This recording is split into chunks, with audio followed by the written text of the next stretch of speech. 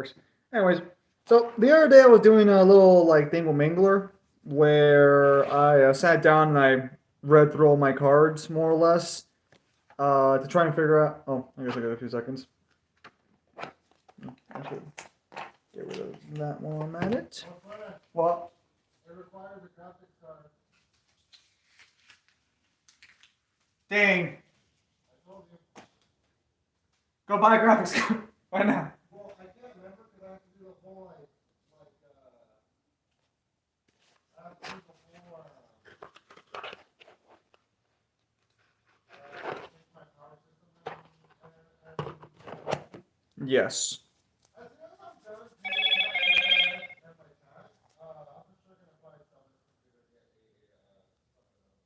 Your choice. That's up to you, man. Not a bad choice. Anyways, so as you saw in the thumbnail,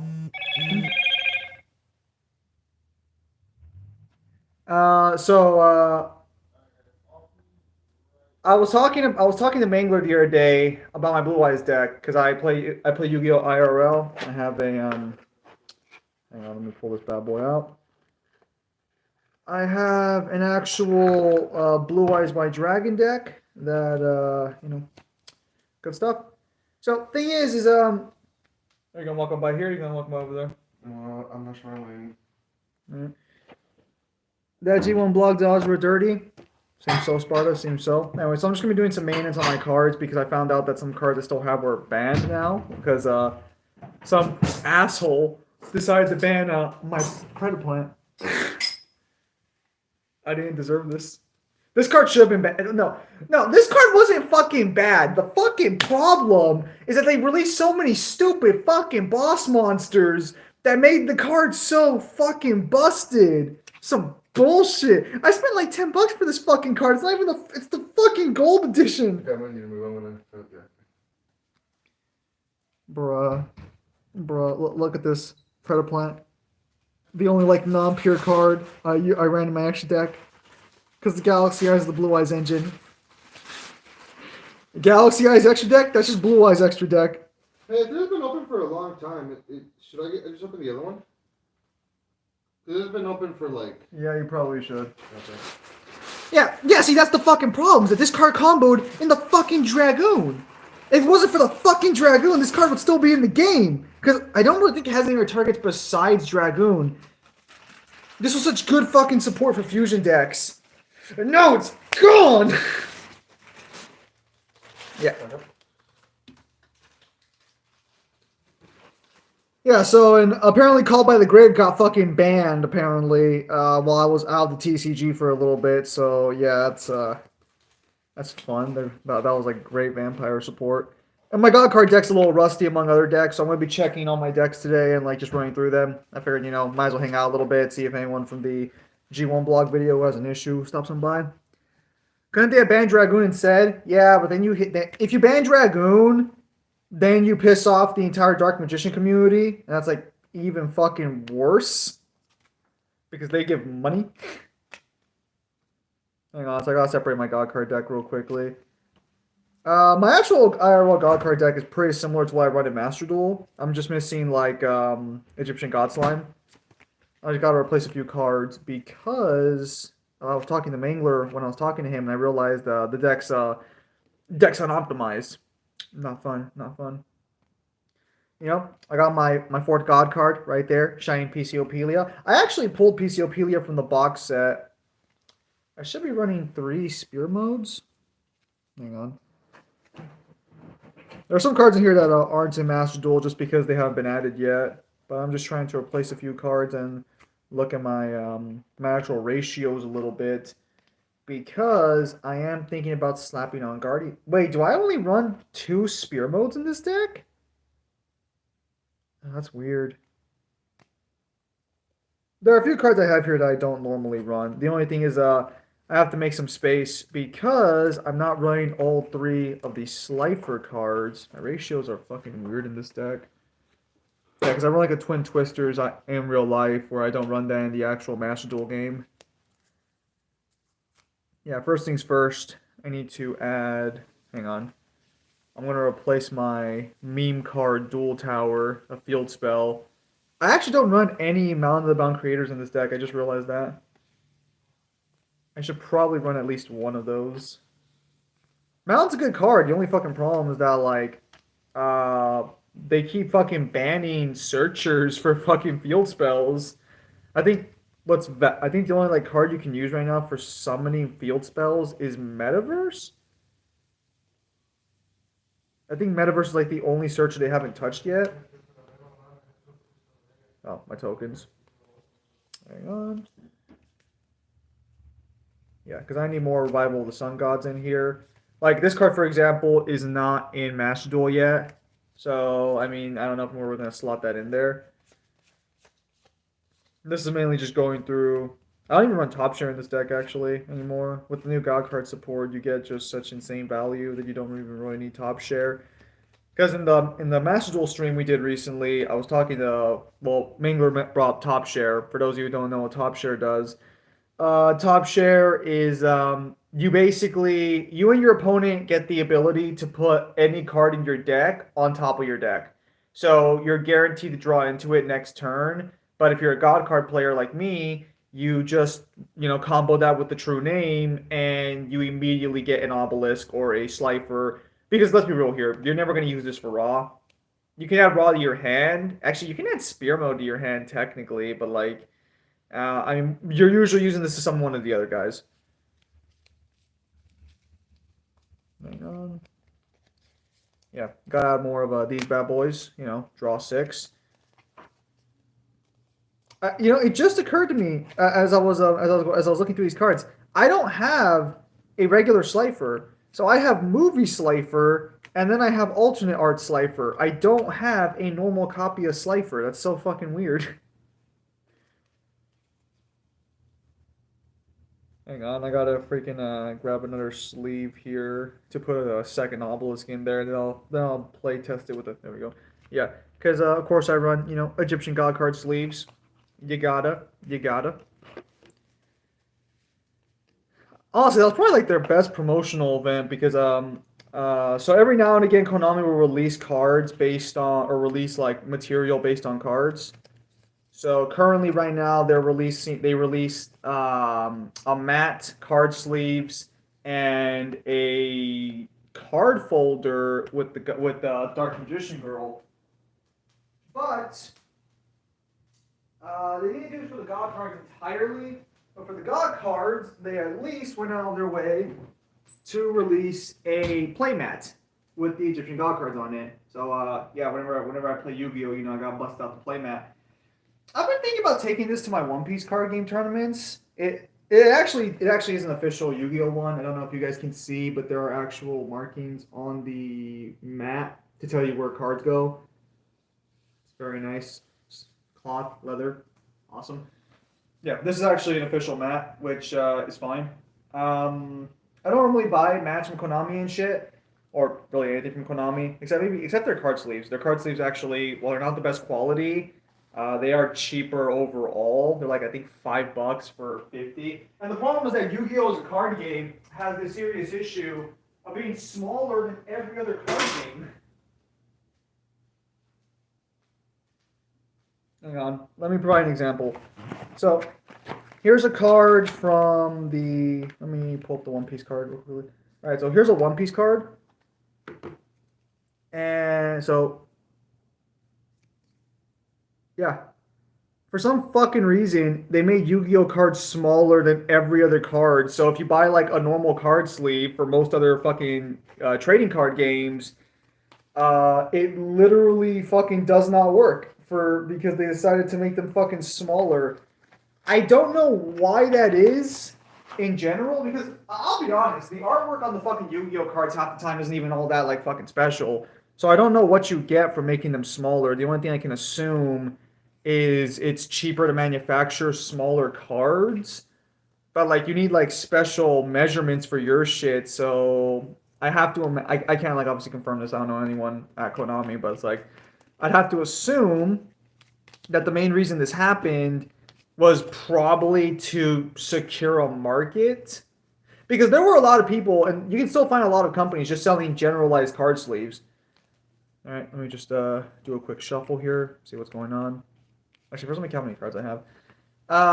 Because if you go to like your local Target, Walmart, any like generalized store, you will find like generic card sleeves there, but they're not for Yu-Gi-Oh. You can use the bigger card sleeves for Yu-Gi-Oh, but you have this awkward amount of space in the cards where you're just stuck with a way bigger sleeve over card, so it makes it a little awkward because the actual sleeves are kind of flimsy. I have to assume the only reason they did this specifically is so they could like try and control like a market of card sleeves because I think they make more money selling merchandise than actually selling the cards themselves. Because especially nowadays, because almost every time, even without getting a new structure deck or without even like a new like deck list, we're getting like new items. And every time we get a structure deck, I think they usually release them alongside items to support the archetype, like the sleeves. 1, 2, 3, 4, 5, 6, 7, 8, 9, 10, 11, 12, 13, 14, 15, 16, 17, 18, 19, 20, 21, 22, 23, 24, 25, 26, 27, 28, 29, 30, 31, 32, 33, 34, 35, 36, 37, 38, 39, 40, 41, 42, 43. Okay, 43 deck list. That's actually really fucking... That's smaller than my Master Duel deck list. What the fuck? Okay, that's a little fucking weird. Hang on, I'm gonna do a quick little shuffle here. So I know with the new God card support, I cut a lot of shit out, but I'm very surprised it's 43. Because this used to, I kind of always put this like a 45 bare minimum. If it's 43 cards, it's actually really good for me because we talked about this on stream, I think during the Master Duel stream a little bit. But there's a new card they printed that is discard 10 costs, draw 2. This deck has next to no draw power besides the Cypher card. So that's going to be insane. But if I'm running that... Okay, actually I take that back. So I have one draw card. I play 1 day a piece. And technically the true name is draw support, or is draw, if you can predict the right card. Hang on, I gotta do a 4 or an 8 pile shuffle real quickly. For those of you who don't know, looks like that. Basically, you kind of just like throw your cards on a pile. You separate your deck out into 8 piles, and you just throw cards on top of it. Hello, Rock and Alice. Just doing some card game maintenance. Normally I wasn't gonna do this, but the problem is that I saw that fucking when I was talking to Mangler last week about a Blue Eyes deck. So by the way, this Blue Eyes deck, I mentioned this on Master Duel stream. It costs like $250 or something. So good shit, good shit. I don't have the most expensive cards there. I only have a few, like 1 copy of the most expensive card.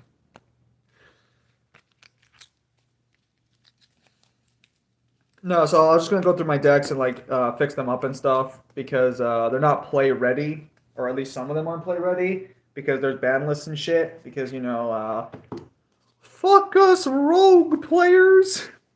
So let me see here. Unfortunately, there's no mulligan in Yu-Gi-Oh.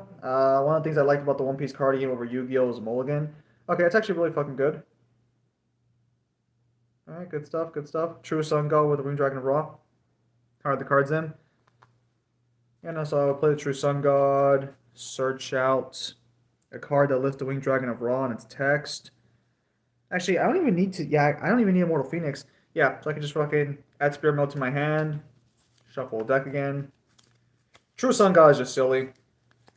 There's a lot more searching for Ra, which makes this deck a lot more playable. And I could literally Foolish Burial. Actually, I have Foolish Burial in my hand. Fuck. Huh. With this card effect, I don't even know if I send...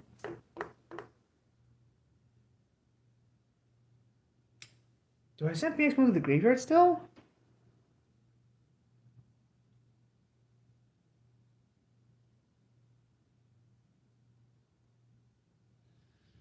No, I don't think I do. Yeah, I would just Foolish Burial Immortal Phoenix still. Or actually, what's my next card? And I don't have it on me. I do not. After I'm done with the maintenance, I might play test it against some of my other decks. But yeah, all right, that's not bad. Obelisk was the next card, by the way. Had to grab a new. The other reason too I'm doing this maintenance because I had to grab a new deck box, so I might as well just like fucking do some proper maintenance while I'm here. There we go. All right, Blue Eyes I already went through, so this should be fine. But I guess I'll just go through it really quickly. I do not own a so Blue Eyes White Dragon. I usually never stream during the day, so this is an abnormal occurrence. Thing is, it's spring break, and I have a lot of week on my and I got like time on my hands. So yeah, figured I was gonna do some card gaming and it's might as well stream it. Also, I was kind of assuming someone from the G1 Blow would come by and call me a loser or something, and I'd rather try and get those people out of the way now instead of for Devil stream later tonight.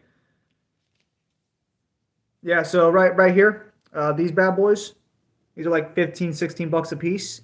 They're essential in a Blue Eyes deck. You can't run Blue Eyes without them. Or well, you can, but you're like objectively running an inferior Blue Eyes. At least 3. They're your searcher. They are amazing. They are 16 bucks a piece, motherfuckers. I don't think it's been reprinted. I think Bingo Machine Go has just the one print. I think that's why it's so expensive.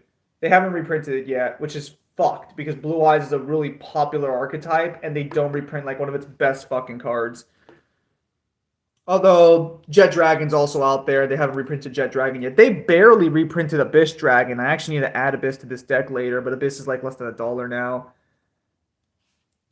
I'm still running Draw of Fate in this deck. Yeah, we're keeping that. This bad boy right here. If you played Master Duel, if you watched me play Master Duel on the last stream, Samaj busted this bad boy out consistently. This fucker's like $25 to $30 a copy. I pulled him from one box of, I think it was Battles of Chaos. This fucker's expensive. He's worth like half the cost of the actual fucking box.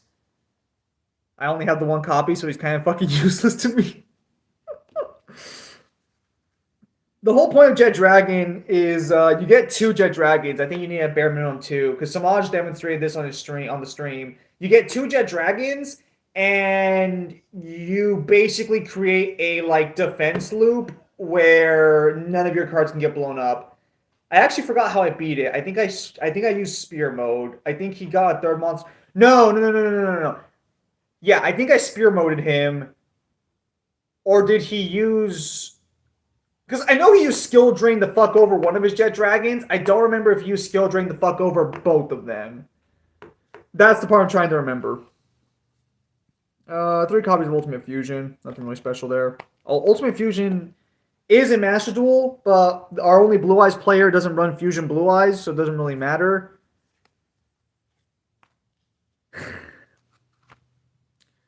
This is like, I think, the last expensive card on here. I did not buy any copies of Alternative Ultimate Dragon, like, directly. I ended up just fucking pulling him. I pulled him the first time buying, like, 4 boxes.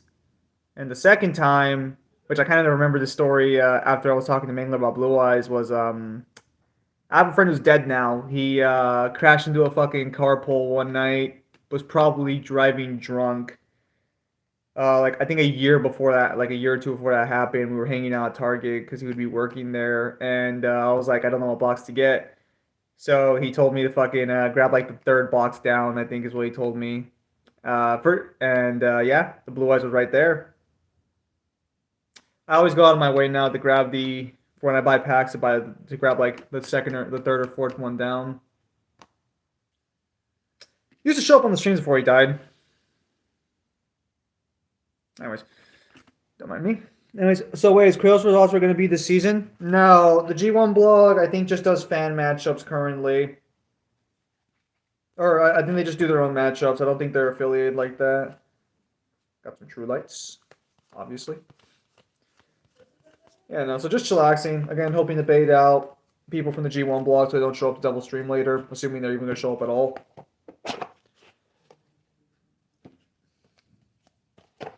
I'm not gonna say Dead Oz were dirty. I respect their opinion regarding the universe thing. I don't really agree with it, but I respect it.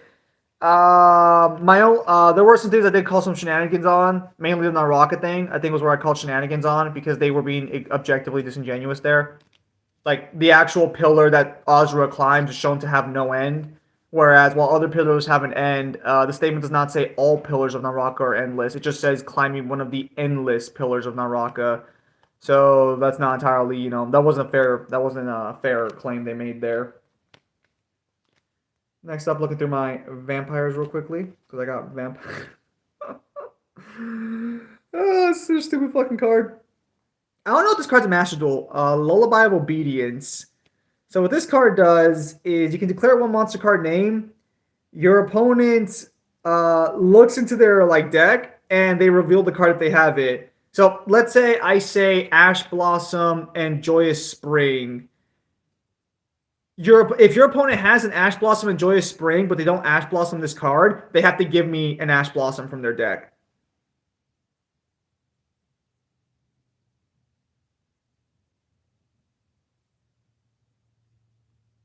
This also works on summoning monsters, and it also ignores its summoning conditions. So, let's say I'm fighting. I think Mangler. I think this works on Chaos Max. I can be like, okay, I'm playing Mangler's Blue Eyes. I pop this card, minus 2,000 life points. Give me Chaos Max Dragon, and I can just summon Chaos Max Dragon. It only works if you know what your friend runs, ultimately, or if you're playing a fucking meta deck and you know they're probably running Ash Blossom, because you could probably secure an Ash Blossom from their deck. Fuck. I don't know if that card got banned or not. Was called okay. Can someone look up the Yu-Gi-Oh ban list real quickly for TCG? Because I forgot if Call by the Grave was limited to one or if Call by the Grave was banned. Because I have a second Call by the Grave here. I also have Reasoning.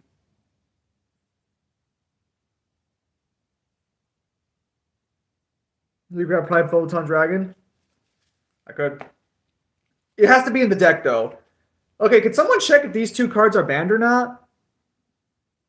I don't know if Call by the Grave was just limited or was limited or banned, and I don't know if Reasoning is still in the game. I think Reasoning got hit recently.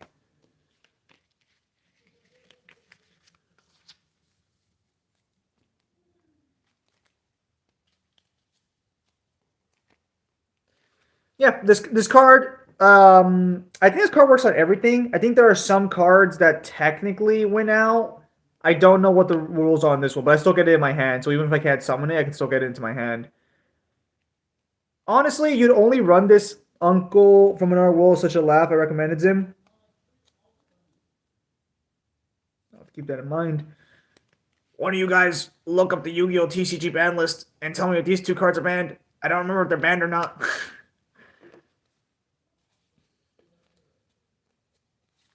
Besides that, my Vampire deck looks more or less up to code. Oh yeah, my copy of Obuku. Gotta make sure everything's up to snuff. My God card deck still runs no mounds though. Not needed. I actually still need to get a few more extra deck Vampire cards because this is Vampire's boss monster now. It's an 8 cost XYZ, which I do believe is a Master Duel. I have not upgraded my Master Duel deck because for some godforsaken reason, every single God card support card that has been printed recently has been printed as a fucking ultra rare. So the God card deck currently, if you want to run it, has at bare minimum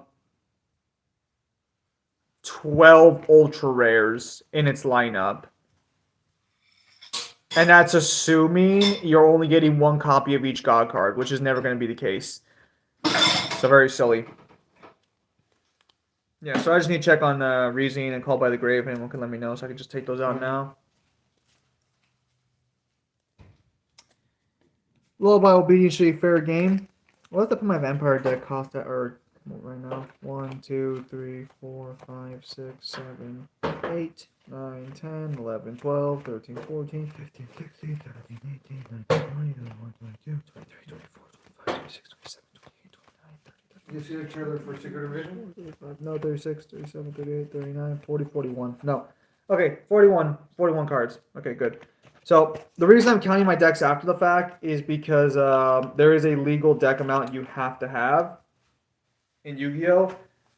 Legally, decks in Yu-Gi-Oh! Have to be at bare minimum 40 cards, and they can be no more than 60. I don't know why bare minimum amounts well, no, I know why bare minimum amounts exists. It's because if you could have a deck of like 20 cards, you're like guaranteed to get the cards you want. The less cards you have, the more likely you are to draw on the things you want, which is fine on its own. Although I think Yu-Gi-Oh has the lowest bare minimum cost, because apparently Magic right now, for some godforsaken reason, is running 100 cards a deck. But I think that's a min. I don't. I think that's the min and the max. You have to run 100 cards under Commander format, and it's fucking silly. Like I was at the card game tournament for One Piece. These motherfuckers out here are like fucking. The decks are like that fucking big, and I think the cards fall over because they've all put like paperweights on top of the fucking deck to keep it from falling over. And I'm like, bro, how the fuck do you play at 100 card format? Like, hang on, that alone is not. That's like maybe like 40 fucking cards. I think maybe like 50, and it's like fucking double that. Called by is limited. All right, that means one copy's good. Good shit. Good shit. One copy's good.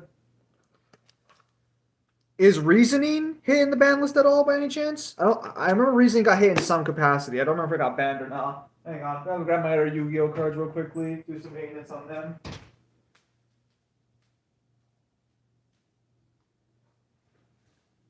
Also, thank you for checking.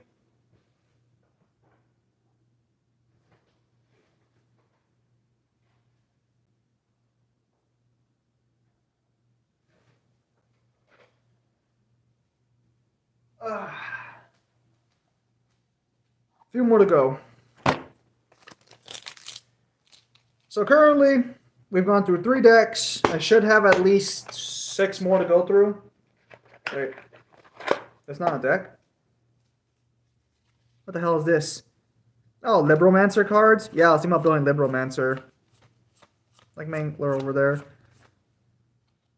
Reason limited? Alright, it's good. Oh, okay, so this is just a case for my extra deck cards. Good shit. Thank you, Rockin' Alice. Good shit. Really appreciate it. There's my Spear Mode. Okay, yeah, so these are just some random cards I have. They're all kind of bent now. Oh, I got Solemn Strike. Forgot about that. This my... There's my Chaos Max, but what the hell is it with?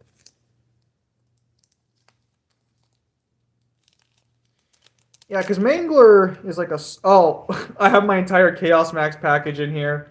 3 copies of Chaos Form, 3 Blue Eyes Ultimate Dragons.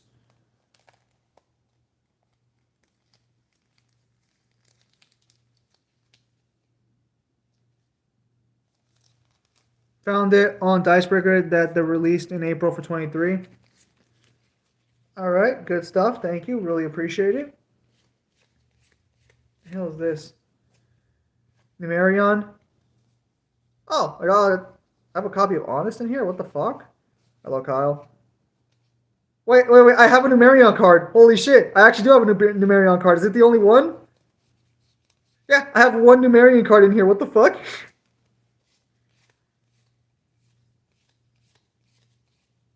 Oh yeah, I have Nightmare Unicorn. It was like 25 bucks a piece. Look at that sexy beast. That's Numerion Wall right there, in case you didn't know. I don't know what the fuck he does, but look at him. I think he's your combo starter, right? If you control no cards except Numerion Walls, quick effect, you can send this card from hand, activate 1 Numerion Network directly from your hand, your deck. You can only use defect Numerion Walls per turn. Yeah, he's your combo starter. I forgot I had Nightmare Unicorn. I think Nightmare Unicorn's the boss monster for Nightmares. Vital card.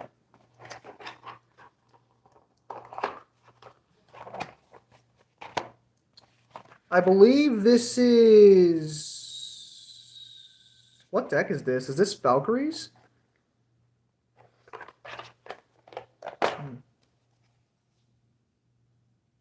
Oh, these are Charmers.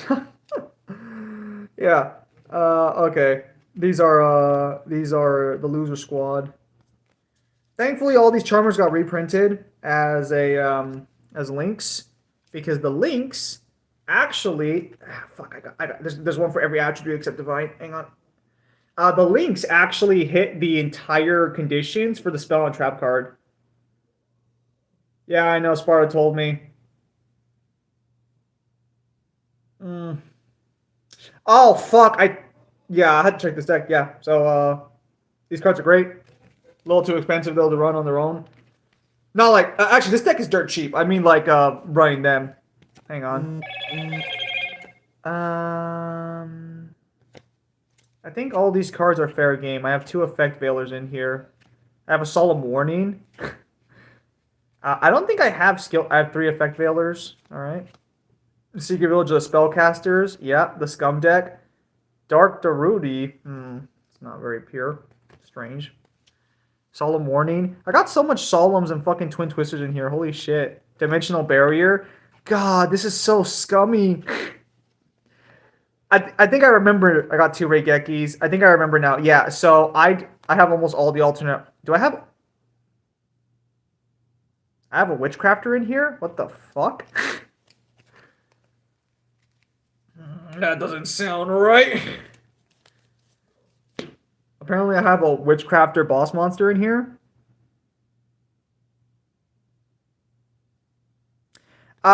So their position is that Kratos does scale to Hermes, but he doesn't have to, because apparently Hercules can block the light of Helios in his boss battle, and Kratos scales to Hercules. So that speed fee is still better than what they gave Azra, because they claim Naraka pillars aren't endless.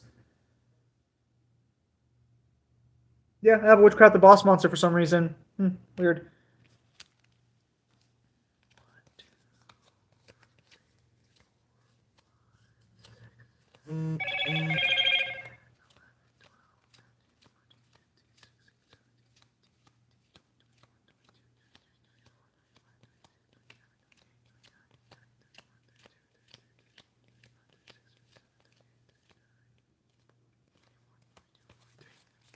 We can get rid of this. Not necessary. What's in the extra deck over here, though? I have other cards in here. What is this? Oh, Charmer tokens.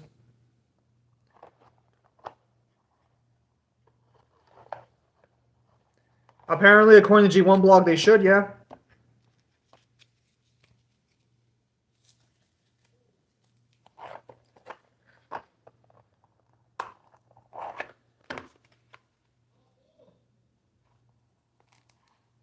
So, what the statement actually says is he climbs one of the endless pillars of Naraka.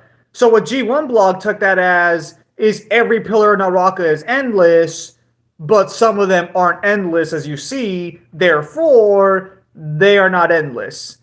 But that's not what the statement says. It says he climbs one of the endless pillars of Naraka, not that all pillars of Naraka are endless. Now, I understand why they took it that way, because you can take it that way, and most people probably would. But in the case of power scaling and the fact that the pillar looks so different from the other not infinite pillars, I would say that, like, benefit of the doubt should be given that there are just pillars that are endless and some that aren't.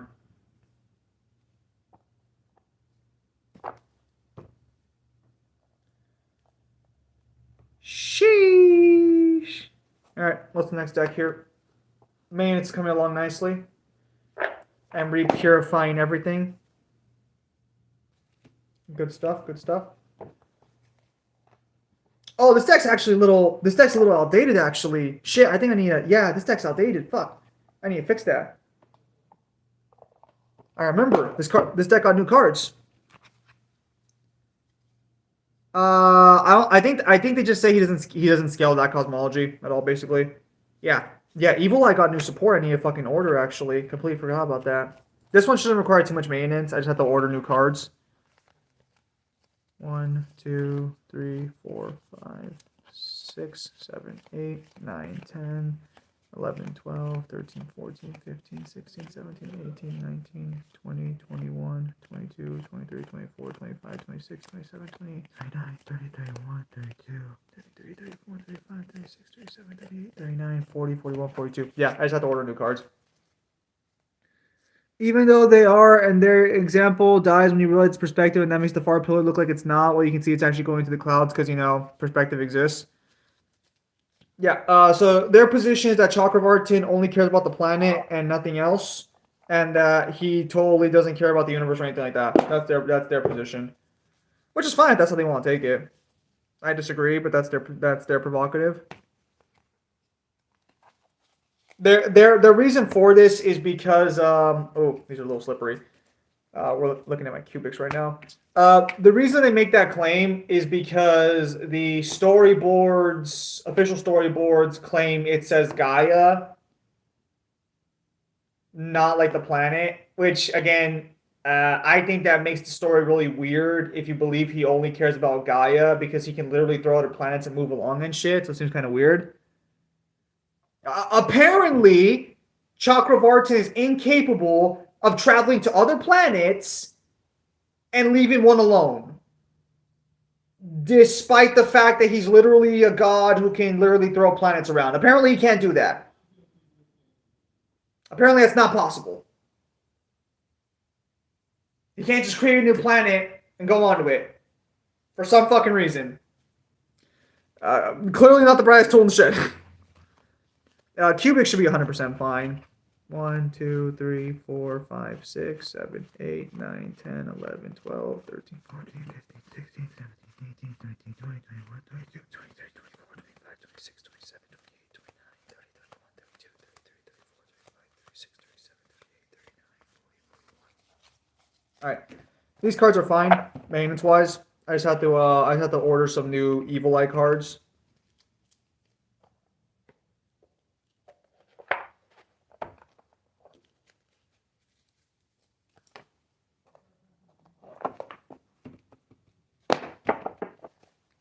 Love this actual box. Got a second one. That's weird. I'm missing a deck somewhere.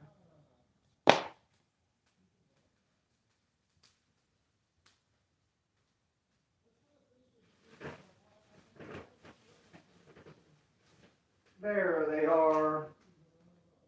No. I'm missing a deck somewhere. What the fuck?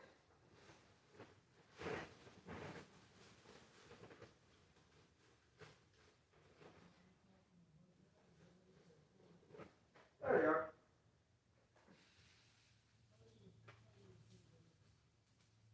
Found him. Hillary pulls an anti-Spotify Ozra. Nope. Only the planet. Alright. So this one should be fine maintenance-wise, but I gotta make sure. Nice, I'm looking at my Exo Sisters. I own this deck in real life, as you can clearly see. So that's why I run it in Master Duel.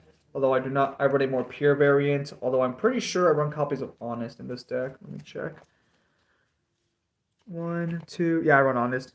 And Twin Twister. 1, 2, 3. How many Twin Twisters do I fucking have? 1, 2, 3, 4, 5, 6, 7, 8, 9, 10, 11, 12, 13, 14, 15, 16, 17, 18, 19, 20, 21, 22, 23, 24, 25, 26, 27, 28, 29, 30, 31, 32, 33, 34, 35, 36, 37, 38, 39, 40. Only 40 cards total? That's a really close actual number. I have another 1 day a piece? What the fuck?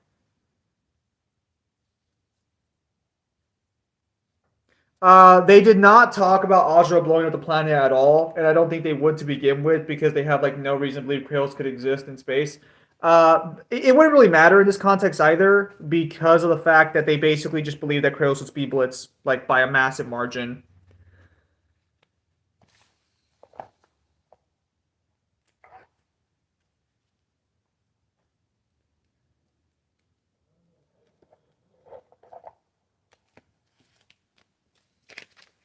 One of my sleeves got crushed a little bit. It's a little lame.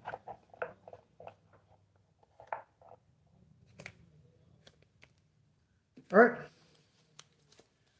These are my Sacred Beasts. A better Sacred Beast than what Mangler ever developed.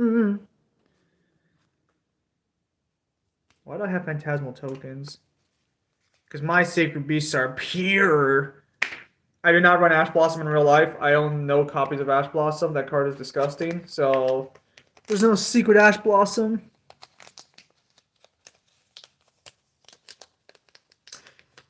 They did not address that. You're absolutely right.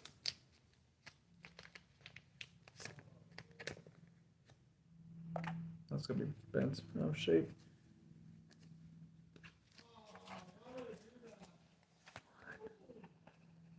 One, two, three, four, five, six, seven.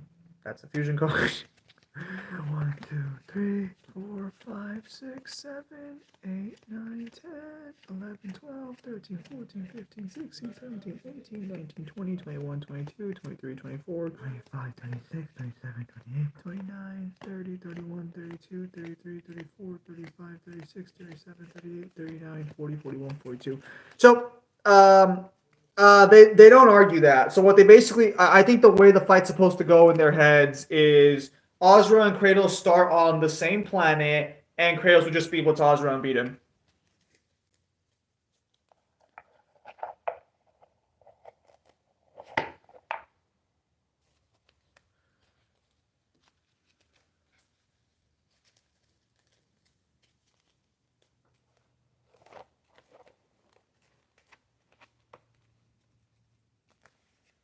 Good stuff, good stuff.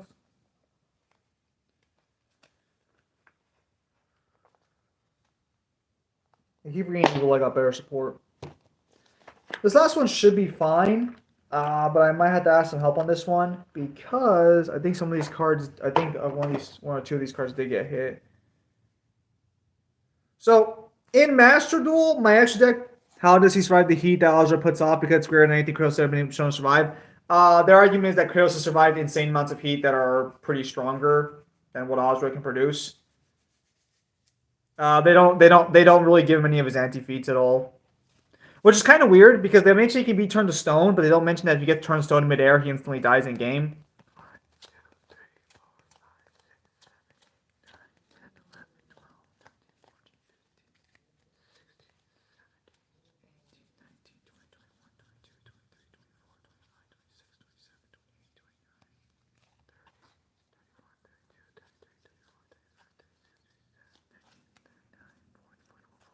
I actually run cards here that are entirely pure to this archetype, or they're fairies, but they're not.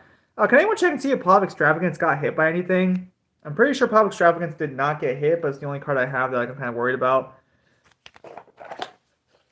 My extra deck should be bigger than this, shouldn't it? Yeah, I have a bunch of fucking...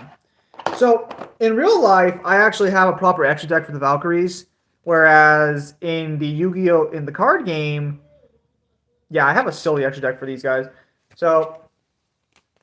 Hang on.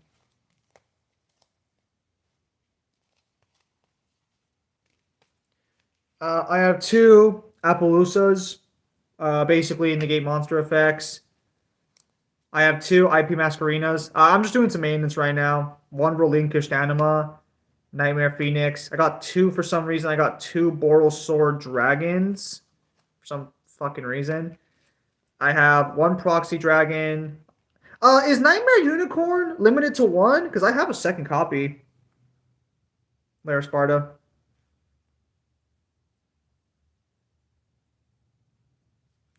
Yeah, I'm just doing some maintenance on my cards after what happened. Also, hello, Mangler.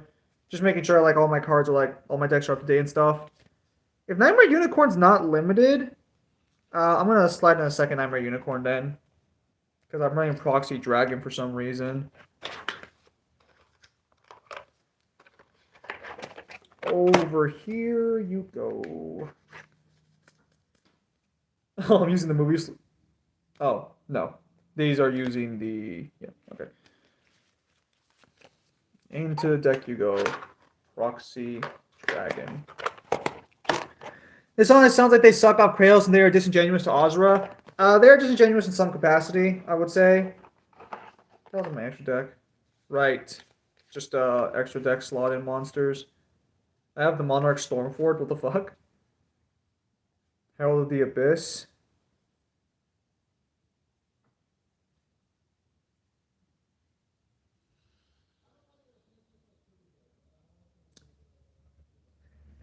This card seems really good tech. I don't know why no one runs it. Yeah, so I have a bunch of fairy boss monsters in my extra deck for the Valkyries that I don't use because I try to keep it more or less pure Valkyries. Although I do have Valhalla, to be clear. Valhalla Hall of the Fallen is just insane value. I don't run the actual Master Duel streams because I think it's an ultra rare, but it's actually kind of silly. It basically, if you control no monsters, special summon one fairy. If you control no monsters, special summon one fairy type from your hand. I don't even think it's level restricted. Here, let me read the effect. Mangler Pop Extravagance isn't hit by anything, right? I keep forgetting. Wait, do I only run 2 copies of Pot? I should run 3.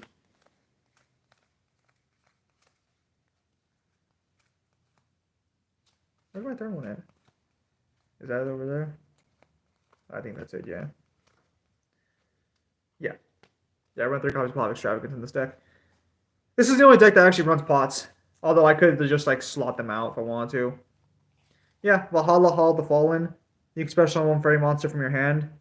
Yeah, you just need to have the monsters to activate the effect. I'm pretty sure Pot Extravagance is still at 3, so yeah. Alright. Good. Good. Okay, so I have completed maintenance on all of my Yu-Gi-Oh decks, fixing it up, making sure the card counts are there. They are now fully playable status, except for Evil Eye. I need to buy new Evil Eye cards. My vampires are weak because they lack more boss monsters in their deck, but that has less to do with the actual deck building and more to do with the actual monster sleeve. So G1 blog composited Kratos, which they basically said there's no reason to not. I think they said I don't think they said it was disingenuous. We finished like 5:30 a.m. No. We finished the recording like at fucking 4:30. The fucking problem is that you and Kyle sat down and fucking then I joined you guys at night till like fucking 4 a.m. in the morning talking about other fucking random shit.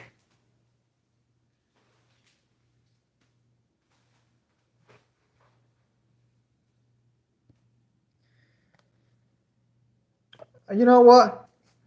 Unfortunately, Sparta's not here to witness this, but I'm sure he would appreciate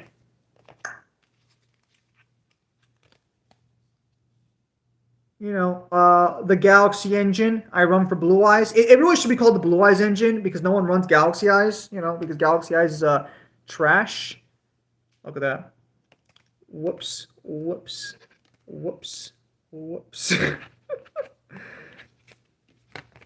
So one thing I didn't realize is and this is actually I think because Galaxy I did want to build a Galaxy Eyes deck a while back. Thank you guys for going over the blog. Have you gone through the blog yet? Because like fuck me, I'm gonna get shit for that one. I already am getting shit for that one technically.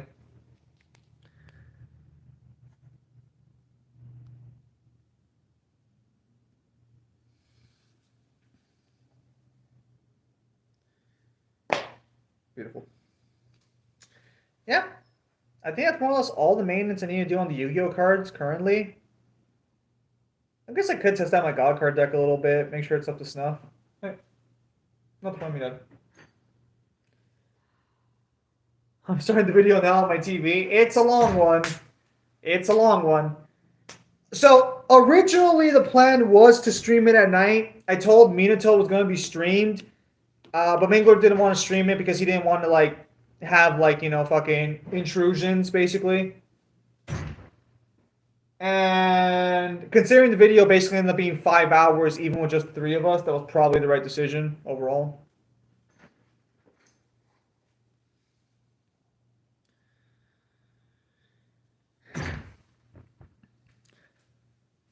Alright, there are a lot of G1 blogs I haven't reacted to because I don't give a fuck for half of them. The only reason I did Kratos vs. Ozra is because I'm technically invested in both those characters.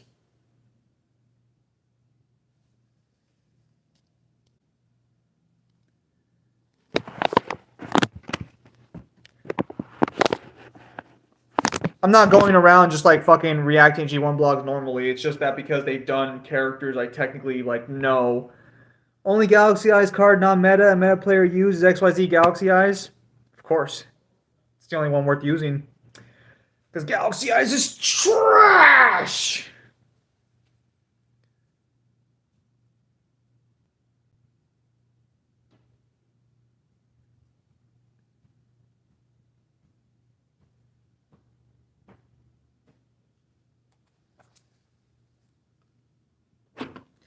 So I have 3 decks in here, 2 decks in here, 2 decks in here. That's 7 decks, 8 decks, 9 decks. I only have 9 decks. I'm a failure. Time to make my Libromancers. Actually, I do have a 10th deck. I do have a 10th deck that just hasn't been built yet. It's Dark World. I keep telling Devil, send me a deck list. Devil, you know these fuckers. Send me the deck list. And Devil's just like, I sleep. Trading's amazing. Any fucking card that lets you draw 2 for such a fucking no cost is fucking amazing. I actually run 3 trade-ins in my Blue Eyes deck. Shit. So that's what my deck box looks like. Blue Eyes in the middle. Fuck. Out, you son of a bitch.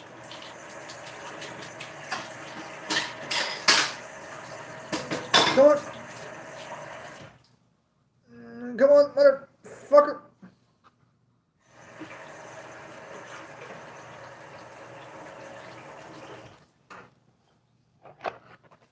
There we go.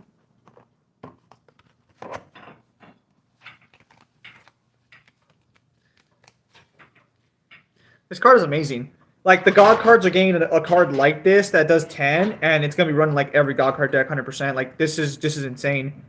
This is literally discard 1, draw 2. It's 3 trade-in and 3 bingo, go too much draw power for Blue Eyes deck. You can never have enough draw power in a Blue Eyes deck. Make no mistake on that one.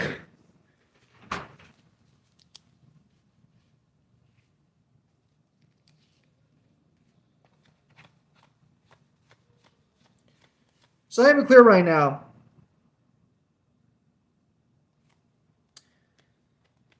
If you're running a Blue Eyes deck, you're not just running that for draw power or searching. No.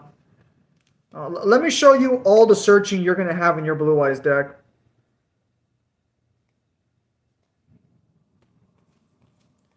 Also, keep in mind that there are other searching options that aren't directly searching, but still I would count as searching. You cannot use trading for the Exodia deck. I don't think so, no. The problem is that there's a lot more searching in the blue. There's a lot more searching cards than what, like, is just those. So, for example, every card I'm going to show you is technically a searcher for Blue Eyes. Dragon Shrine sends to the graveyard. You send, I believe, the White Stone of Ancients to the graveyard and a Blue Eyes instantly. This right here is a searcher in its own right, because you can special summon 1 Blue Eyes monster from your deck when it's sent to the graveyard, and you can banish this card to get 1 Blue Eyes monster from your graveyard to your hand. So you run 3 of these. These are technically searchers, 100%. Searchers count as draw. You always run 3 Bingo Machine Go-Go's, or Goes, no question. Best searcher in Blue Eyes, literally perfect in every single way. You run, so that's 3. So that's 6 searching cards or draw cards. You run Sage with Eyes of Blue, because Sage with Eyes of Blue is a searcher. It also summons from the deck. So you're running 9 searchers and quote-unquote draw power in Blue Eyes so far. 10 with the White Stone of Legend, because, you know, blows up, gets a Blue Eyes into your hand. 12 with Melody of Awakening Dragon, discard 1 card, any card, draw 2 Blue Eyes essentially. You can draw other targets. It's you specifically draw 2 Dragon-type monsters with 3,000 or more attack and 2,500 or less defense. So if you're a Mangler, this is how you search Chaos Max most of the time. And then you run 3 trade-ins. You can't run Blue Eyes without consistent draw power, because you can brick super easily in the Blue Eyes. In fact, it's like the biggest meme is that you can brick Blue Eyes so damn hard. So you have to have like half your deck almost designed specifically to prevent bricks. You want to have a 50% chance of spawning in to your game with the card that allows you to not brick. And to be clear, Blue Eyes can do this for free. There are actually other cards I could put in Blue Eyes to make it more better for draw power. Like I could run Pot of Extravagance if I wanted to, but that gets rid of my extra deck. Basically, Kaiba fucking fell in love with this one slave chick who ends up becoming Blue Eyes, basically. When I became Kaiba from pure Blue Eyes, I actually ran Blue Eyes predominantly back in the day. Like, Blue Eyes was my main deck at the start of my Yu-Gi-Oh! Career. Yeah, that's Extravagance. Oh, it's fucking trash. Yeah, because like right here, this is trash. This is garbage. This is terrible. So immediately, I have like nothing I can fucking do here. So what we're gonna do is we're gonna play the White Stone of Legend, White Stone of Ancients. We're gonna pop up my Blue Eyes extra deck like a boss. Hang on. I need my extra decks are all fucking mixed up right now. Hang on, shut up, chat.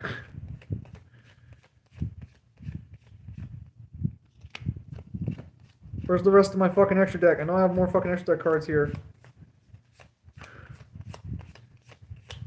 Hang on. Yu-Gi-Oh! Is technically pay to win because you have to pay for the cards. Yeah, that's technically true. And I got my Galaxy Engine in there. Alright. So immediately, I play the White Stone of Ancients, 1-cost card, send it to the graveyard, and I summon from my extra deck. I summon this bad boy right here, Linkuriboh. I think Linkuriboh costs like $4 right now. So now, during my end phase, because I sent Linkuriboh to the graveyard, or because I sent the White Stone to the graveyard, I can special summon one Blue Eyes monster from your deck.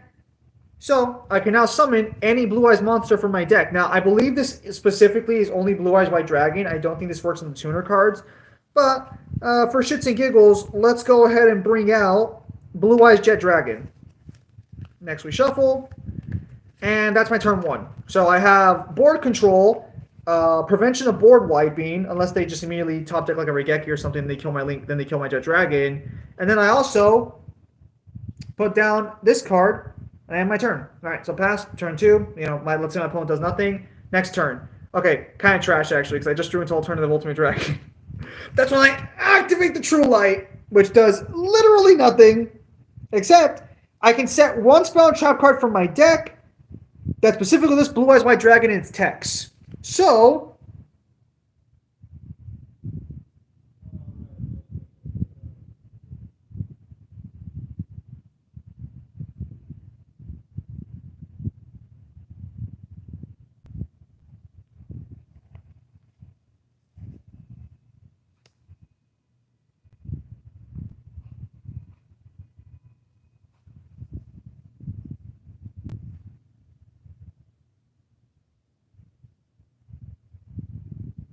I search Ultimate Version. I was thinking in my head like, wait, do any of these cards actually list Blue Eyes White Dragon in its text? I think I can. Okay, so hang on, can I? Yes, so I have 2 targets with Ultimate Fusion. The problem is I need to get them out into I need a way to get them out into the field. So I immediately play the White Stone of Legend normal summon into Jet Dragon. I link into Blue Eyes Spirit Dragon. Spirit Dragon is great. Because I sent White Stone of Legend to the graveyard, I can get Blue Eyes White Dragon.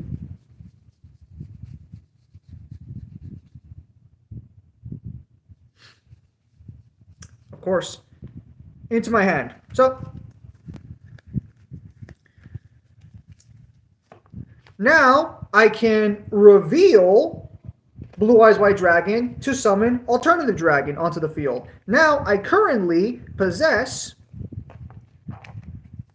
the first effect. Hell yeah. Are you fucking kidding me? Dude, Blue Eyes Spirit Dragon is just great board control.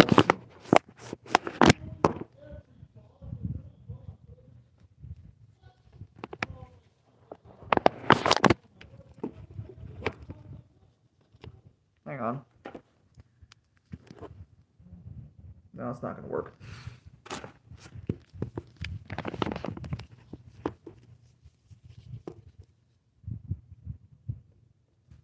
Unfortunately, you guys can't see the board, can you? If only there was a way to fix that. I need to buy like a fucking camera holder. So currently, my board consists of Spirit Dragon, Alternative White Dragon, and that's about it. So now I could activate Blue Eyes Fusion.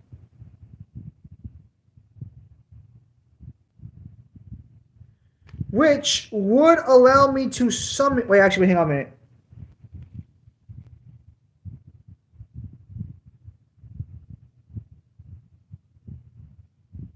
Actually, I'm not really worried here because I can just pass and turn, draw one, and then next turn... Well, actually... Spirit Dragon? Jet Dragon?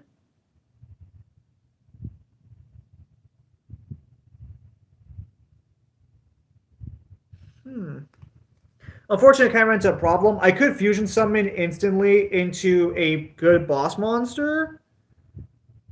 However, let me see here. Yeah, so I could tribute Spirit Dragon and Link Karibo, I believe, to get Solid Dragon. And from Solid Dragon, when my opponent activates an effect, I can get another Blue Eyes on the field. Then I activate Ultimate Fusion. So let's do that play real quickly. Tributing all these monsters into the graveyard by fusioning them away. Blue Eyes or Dragon will be on the field in this scenario at this point. And then I would have access to a card that Master Duel players only dream of, because it's banned in Master Duel for some stupid fucking reason. And that would be, I would have access to my boss monster, Alternative Ultimate Dragon. So in 3 turns, I get my boss monster out. That's not good in modern day Yu-Gi-Oh! It's actually really fucking bad. I also had to give up a lot of value to make that happen, but Alternative Ultimate Dragon is one of the best boss monsters in the game. Unfortunately, I did brick a little bit, but because of how much searches you have, because True Light technically searches something, it's fair game. I don't think I have too many targets for True Light, though, in this deck, because Bingo Machine Go does not specifically list Blue Eyes. No! No, it does! Oh, yeah, I misread Bingo Machine Go. I misplayed that. I could have just gone Bingo Machine Go. Because Bingo Machine Go specifically says, spell or trap that specifically lists the card Blue Eyes White Dragon and Blue Eyes Ultimate Dragon, except Bingo Machine... Yeah, it's a True Light Searcher. Yeah, True Light Searcher Bingo Machine Go. Yeah, so I have like fucking 20-something cards. Yeah, I misread that. Yeah, so I could have searched Bingo Machine Go into other Blue Eyes monster cards. Yeah. That was a misplay on my part. I thought Bingo Machine Go didn't list them, but I had to read downwards. So my targets for True Light are Ultimate Creature of Destruction, technically Bingo Machine Go apparently, and Ultimate Fusion. Well, first off, you're running Blue Eyes Chaos Max, so you're already kind of scum. Actually, if I had, unironically, if I had Chaos Form in this deck, I believe Chaos Form specifically lists Blue Eyes White Dragon. Hang on. So you can just Bingo Machine Go into Chaos Form, I'm pretty sure. Unfortunately, Minglet probably left, so the expert's not here right now.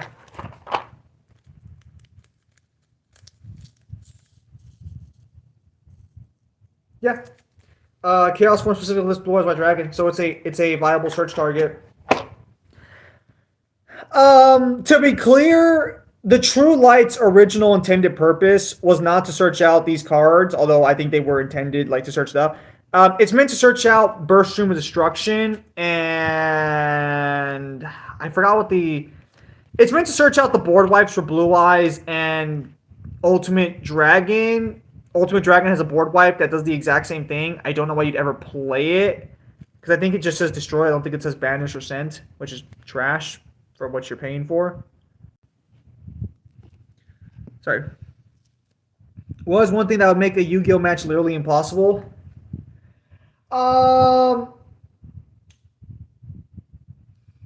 There's no way to make a Yu-Gi-Oh match literally... Oh, sorry. Went a little too far back there. My bad. I actually weigh 171 pounds now, so I'm actually losing a lot more weight. But beside the point.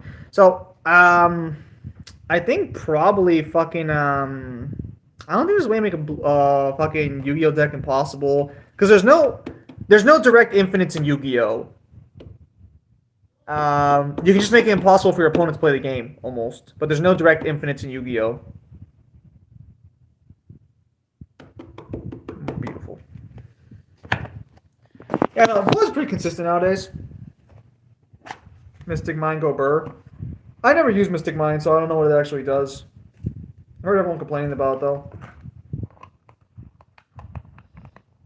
No, yeah, because I'm interested in designing my own card game right now, so that's why I've also kind of went back to the drawing board, look at cards again. I thought it'd be kind of fun to give it a shot while I'm working on other stuff. Also, taxes kind of kicked my ass money wise, so I had to put off my other side video plans a little bit. But do you mean Mystic Mime? No, it's Mystic Mine. So it's a card. I actually don't know what the fuck it does. I've never really played into it. I think more than like once, but I've heard everyone bitch about it nonstop.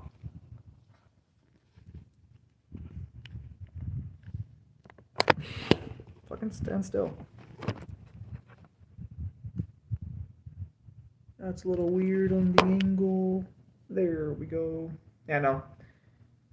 Currently, whenever I play Yu-Gi-Oh, because of that, I just kind of always run the Egyptian God cards. Look up the cards in. I can't because I'm streaming right now on my phone. Yeah, that's why I usually run my Egyptian God cards the best, only the finest. Because like half these cards say the effects and activation can't be negated. Effect activation can't be negated. This one can't be negated. This one can't be negated. The searchers can be negated for the most part. Yeah, so I just have like several cards. Effect and activation can't be negated. Do I not run the Slifer one here?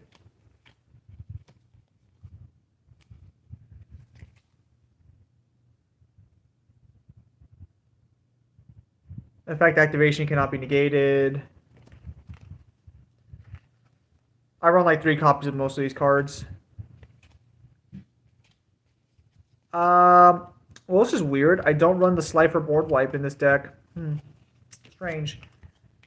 The Slifer board wipe is kind of cool because what it does is it lets you fucking it lets you, if you do it on your main phase, it can be used on your opponent's turn, but if you do it on your turn, you get a card for every single card you destroyed. There we go. What are we looking at? I think I started with this hand.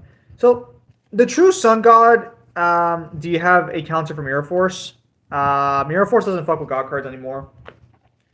Because technically, yeah, I need to grab Guardian Slime, actually, because the True Sun God searches Guardian Slime, and Guardian Slime specifically lists the Winged Dragon of Ra. So if I use the True Sun God, let's say if I brick that turn, I just run Guardian Slime, put Guardian Slime on the field. I think Guardian Slime's like $7 a copy though. I kind of don't like spending that much money on card games right now. I just dropped like $50 on One Piece, and I'm not spending any money on One Piece for a bad minute. Oh, perfect. So this is a god tier hand. Unironically, we got Obelisk Tormentor in our hand, and we have literally the 2 cards we want alongside Obelisk Tormentor. So these are 2 unique cards to Obelisk that only work on Obelisk. However, this is a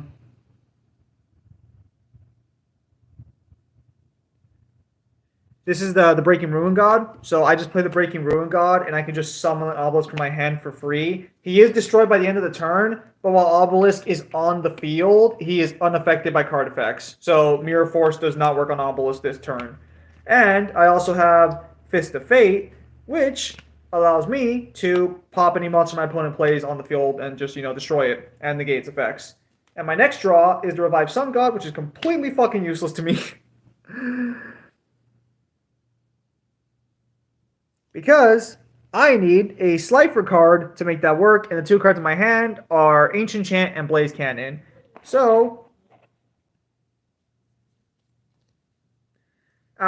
it wouldn't work with the Breaking Ruin God, because the Breaking Ruin God makes you unaffected by all card effects. Or by your opponent's card effects. So, this card in particular basically lets you summon Obelisk for free and makes it to where your opponent can't really do shit to Obelisk.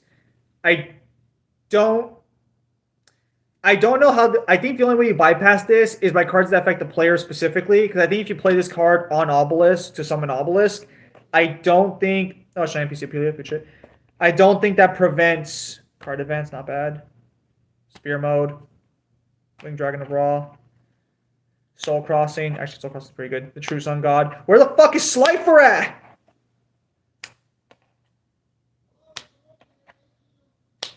Okay, so to be clear, Shiny PC Apelia will give me the Slifer.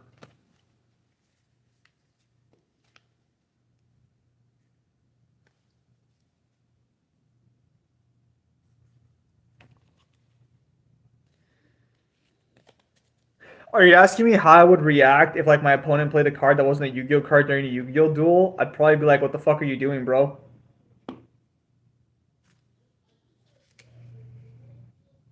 That's what we call disrespectful.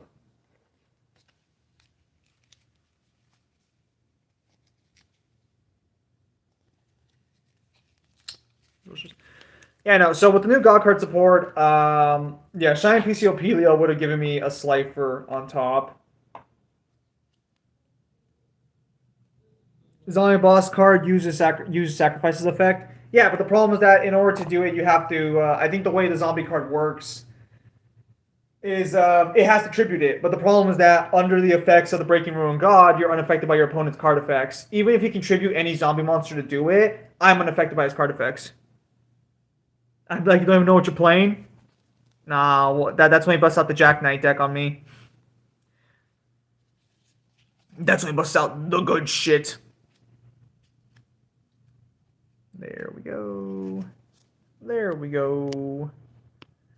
Yeah, no. So, this deck's consistency is, like, completely fucking useless. With the 10 cost draw 2, I think this deck will see maybe some play. Somewhere in the cosmos of the universe. Just not this one. Wow. So this hand is like fucking terrible on average. The thing is though, is how good is Pure Legendary Knights? There is no such thing as Pure Legendary Knights. Pure Legendary Knights is trash. Yeah, so I can just immediately search up Spear Mode with that card, the True Sun God. Spear Mode's at the very bottom of my deck for some fucking reason. Next, I play Card Advance. So normally we would shuffle at this point.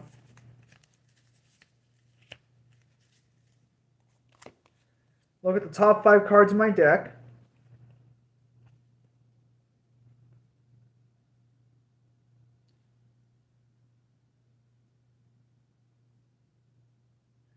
So, I can pick any card I want here to add to my hand. We're going to play Soul Crossing, get Soul Crossing, and then I summon a God card. Good shit, good shit. However, unfortunately in this condition, I do not have access to any of my combo plays.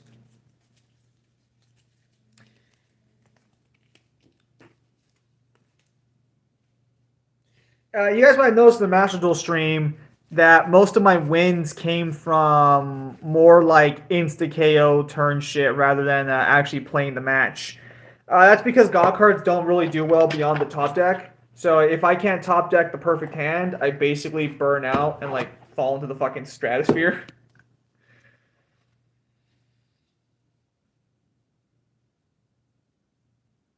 Ah, fuck.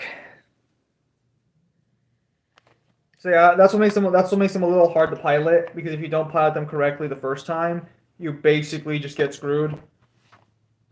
A lot of decks can be good if you can pilot them correctly. Like, cause I don't know if you guys saw the stream where Sparta played Galaxy Eyes, but he had me. He could have beaten me, but because he didn't read cards and he did such a terrible fucking pilot play, he lost that duel. So Yu-Gi-Oh is pay to win technically, because like in order to play the game, you have to basically buy specific cards. Although to be clear, cards in Yu-Gi-Oh are pretty cheap nowadays in reference to other shit. So for most decks, if you don't care about running meta and you just want to buy like structure decks, you can get a lot of shit. Hello, Cypher. Sacred Beast versus God's deck. Sacred Beast is more consistent, but God cards have higher pop-off value. I can actually run that matchup real quickly, actually. I own both decks. Hang on.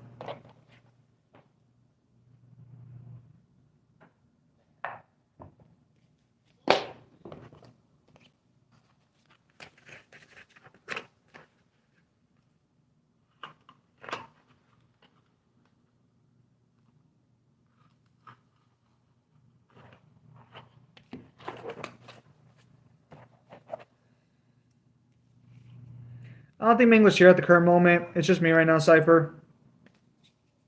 Well, it's Mangler's in chat. Alright.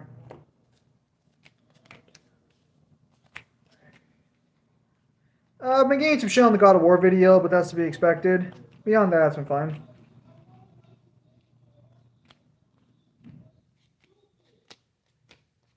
I think it's at least multiversal, but honestly, who scales to it is a little debatable.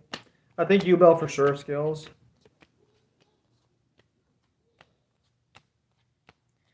Most of the time, OCG is better because OCG gets cards first. So OCG will usually have a better meta to work with. All right.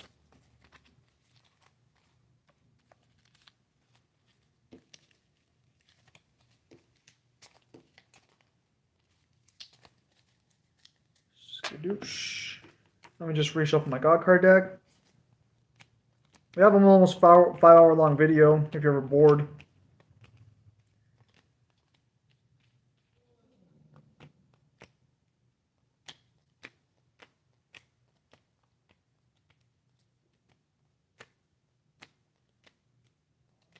We had more complaints about their God of War defense for the cosmology than anything else, I think. Actually, we did complain about them fucking throwing all those fucking amulets in there as items for like shit. It's like, bro, like half this shit doesn't even fucking matter. Come on, man. Due diligence and all that shenanigans.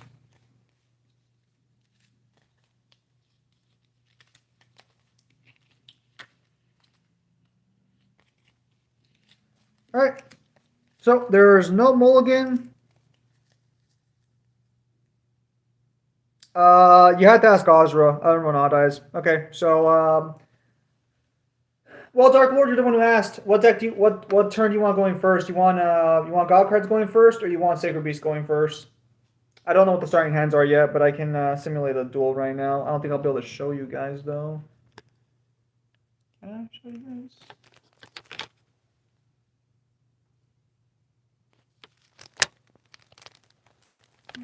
I think I can actually angle this a little better. Hang on.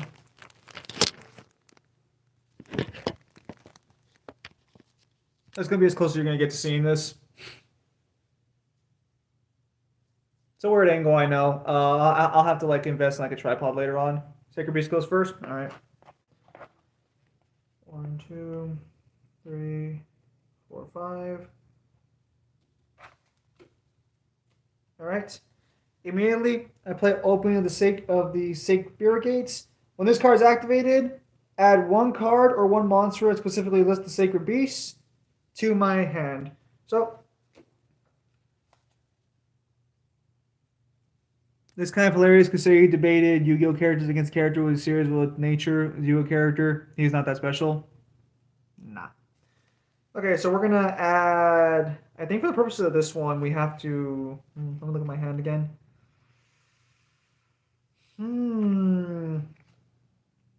Has to be a monster. We need our searcher for now, so we're gonna go ahead and add this bad boy into it. Thanks. Dark Reckoning Beast. I have to reveal what cards I'm searching because legally that is what you do in tournaments. I don't like that angle. Hang on. Can we get anything better? Is that angle better?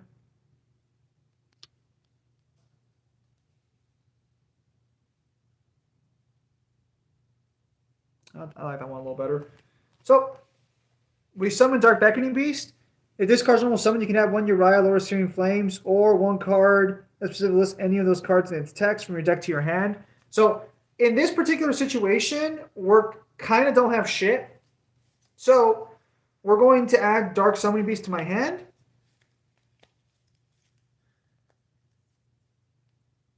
Hello, Reggie. How you been? Tribute Dark Summoning Beast to summon Dark Summoning Beast, and we will then tribute him to summon any of the Sacred Beast cards. So we're just going to do Raphael, Lord of Phantasms for shits and giggles. How you been, Reggie? And we cannot attack this turn, but we'll play one card face down and we'll end our turn. We could do something with opening the Spirit Gates. I can discard one card, special one few months with 0 attack from your graveyard, but actually that might not be a bad play. This is only once per turn, so we'll just do that next turn. We're gonna assume our opponent has no spell popping, but we do have a play for next turn. So next, I'm gonna look at my God card deck.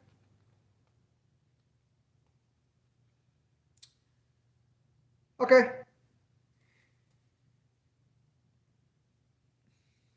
We're going to play Ancient Chant. This allows me to add a Winged Dragon of Ra from my deck to my hand.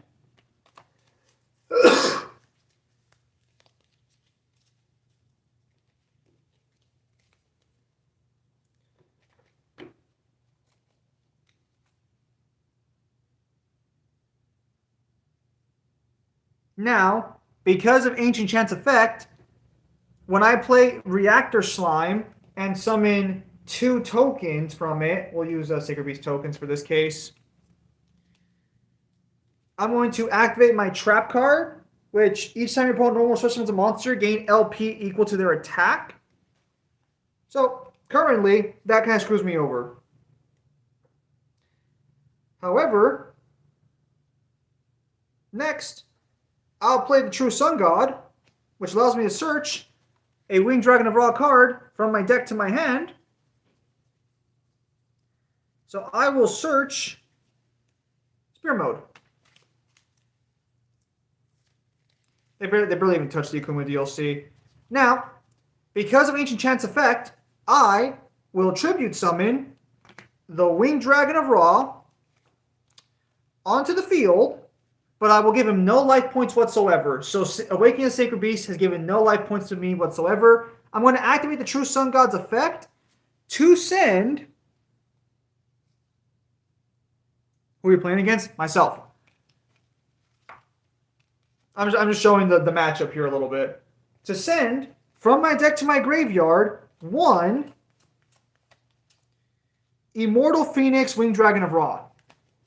Because of the True Sun God's effect, because I did that, I can send my 0-cost Winged Dragon of Ra card with 0 attack power to the graveyard to summon the Winged Dragon of Ra Immortal Phoenix.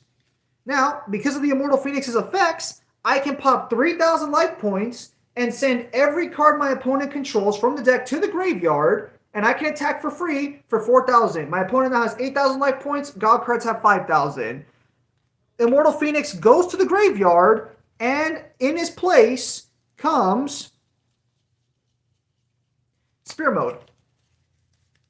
And with that, I end my turn for the God cards.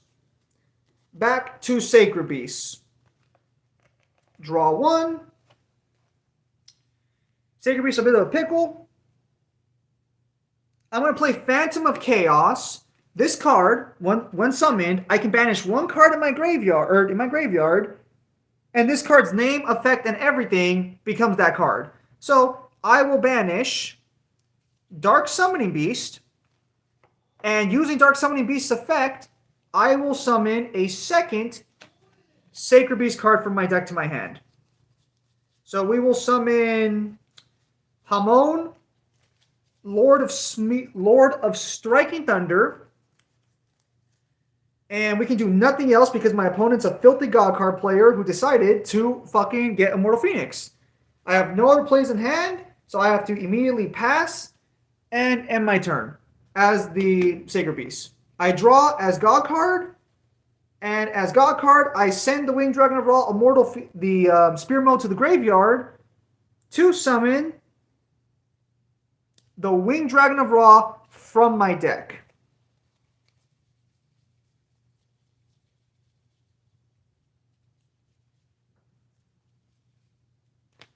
At 4,000 attack power. Now, I've actually got access. So, What is card activate? I want to for protection hand. You cannot attack the turn they are special summoned. Okay, yeah, that's all fine so far. Alright, so I'm going to play a second the True Sun God from my hand, because I drew a second one, to get Millennium Revelation. Now, the Winged Dragon of Ra is currently at 4,000 attack power. I'm going to play Millennium Revelation, which allows me to send one Divine Beast monster from my hand to the graveyard. I'm sending away Slifer the Sky Dragon to search a freaking Monster Reborn from my deck to my hand. I will banish Millennium Revelation, or actually I think it's just sent to the graveyard. Yes. So I send this to the graveyard to use my Monster Reborn to summon the Winged Dragon of Ra with 0 attack power. Now, because of the effect of the True Sun God, I will send the True Sun God from the field to the graveyard, and then I will send my new Winged Dragon of Ra that was just summoned to the graveyard to resummon the Immortal Phoenix. And with this effect, with the Immortal Phoenix, I send Hamon to the graveyard and I OTK for 8,000. So that is how the matchup goes so far. That is how an example of the matchup goes. Also, I just got like a really bad hand with the Sacred Beast, but I had Shiny Piece of Peely on my hand. So yeah. God cards are superior in every way, shape, and form. You all saw it here first. What are you guys talking about? Let me see, because I know you guys were paying attention to the duel. Let's see here. The hell is an Axiom? He might be Aramis, who's during time, whatever the fuck that means.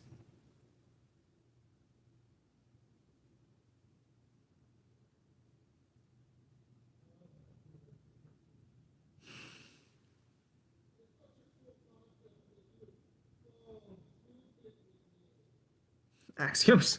Yeah, so that's how the matchup goes.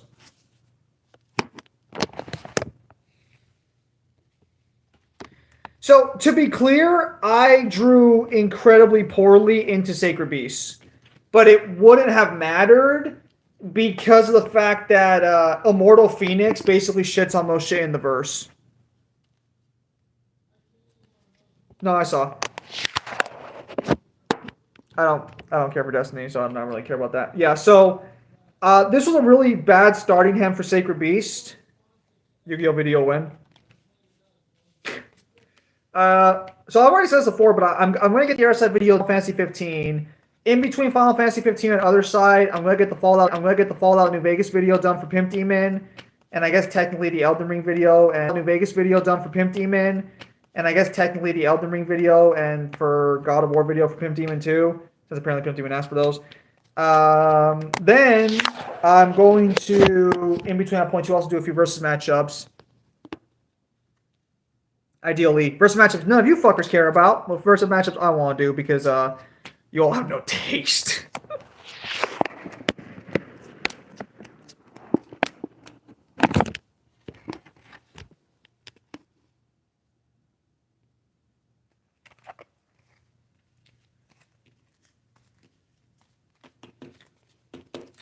Yeah, because I bricked super badly. Or I didn't brick badly with Sacred Beasts.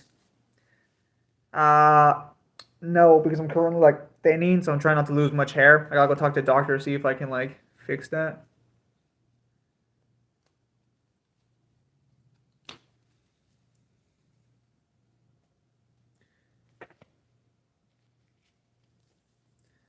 Oh, this is a way better fucking hand. Yeah, this is a way better fucking hand. Okay, yeah. Dark Beckoning Beast. Immediately add a fucking Sacred Beast monster from my deck to my hand. We're going to add... where's Hamon at? We're going to add Hamon.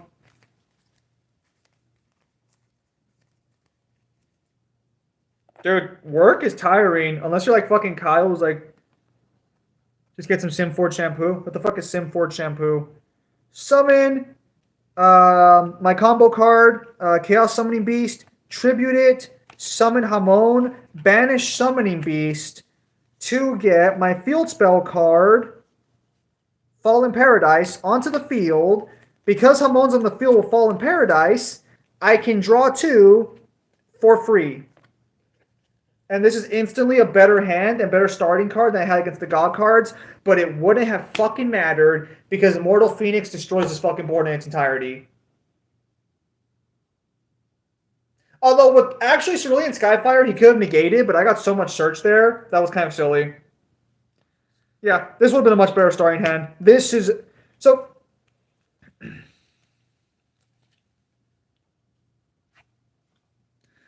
I finally got Winterbite, Lament, Maleficent, and Final Warning all in 2 weeks.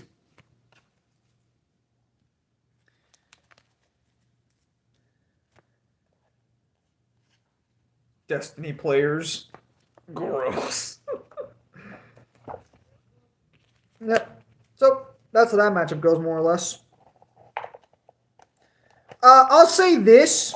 On average, Sacred Beasts are a better deck than God cards. Because Sacred Beasts can actually go the distance. Whereas God cards, if you don't get their like starting hand right away and you don't OTK within a few turns, you basically burn out and die. But God cards have way better like payoffs for their summon Sacred Beasts do.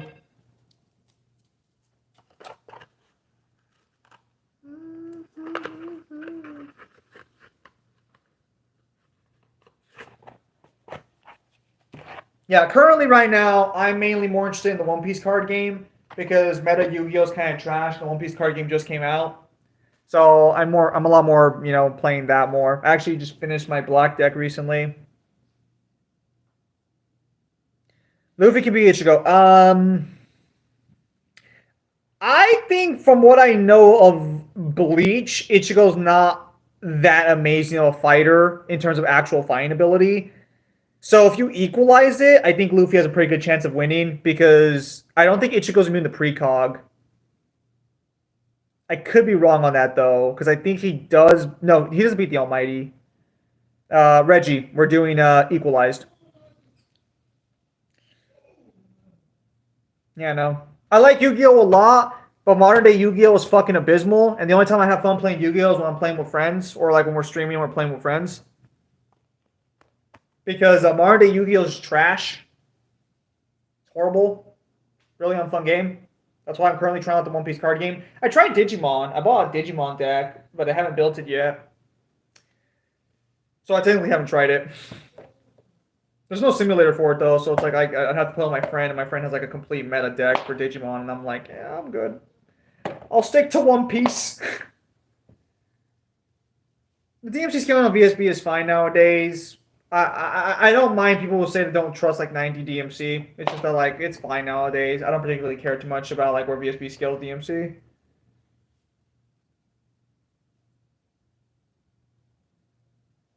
Yeah, Yu-Gi-Oh! Used to be a lot more fun, but there's so much bullshit in the game right now that it's just not worth it. It's also really expensive in real life to build like most of the meta decks.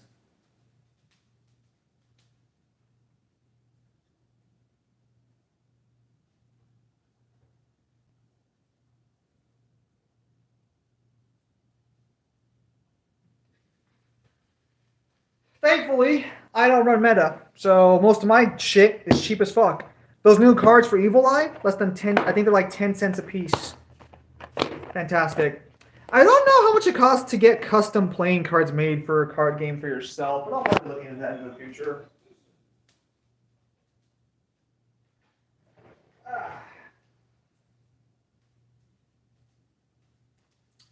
We live in a day and age now where you can make whatever you want. It's beautiful. I don't know if Ichigo's sword will work on Luffy in Gear 5. I don't even think you need Gear 5 Luffy to argue beating Ichigo in an equalized matchup. I think you can literally just argue that with just like regular hockey Luffy, honestly. The One Piece card game is a bit expensive right now. It wasn't as expensive. Like I think my entire black deck cost $80 to build. I think.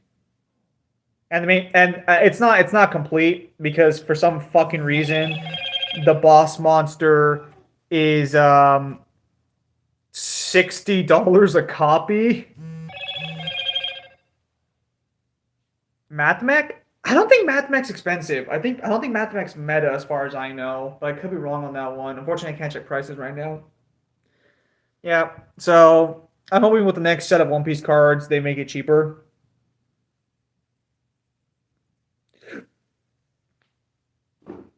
Because I need a boss monster for my black deck. I can't keep winning with Smoker. Some code talkers I think are expensive. I don't think all of them are. I think you can make most of the deck, but you're probably going to be missing out on the boss monster. I literally was playing this one guy who was running like a red Zoro, which is a swarm deck, and my strategy was so autistic in nature that they were like, I've never seen anyone run black like this. I can't beat this. And I'm like, ha. Suck it.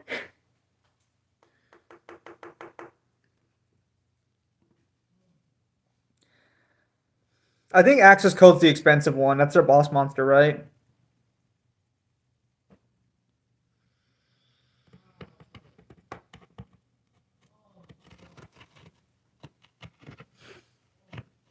Yep.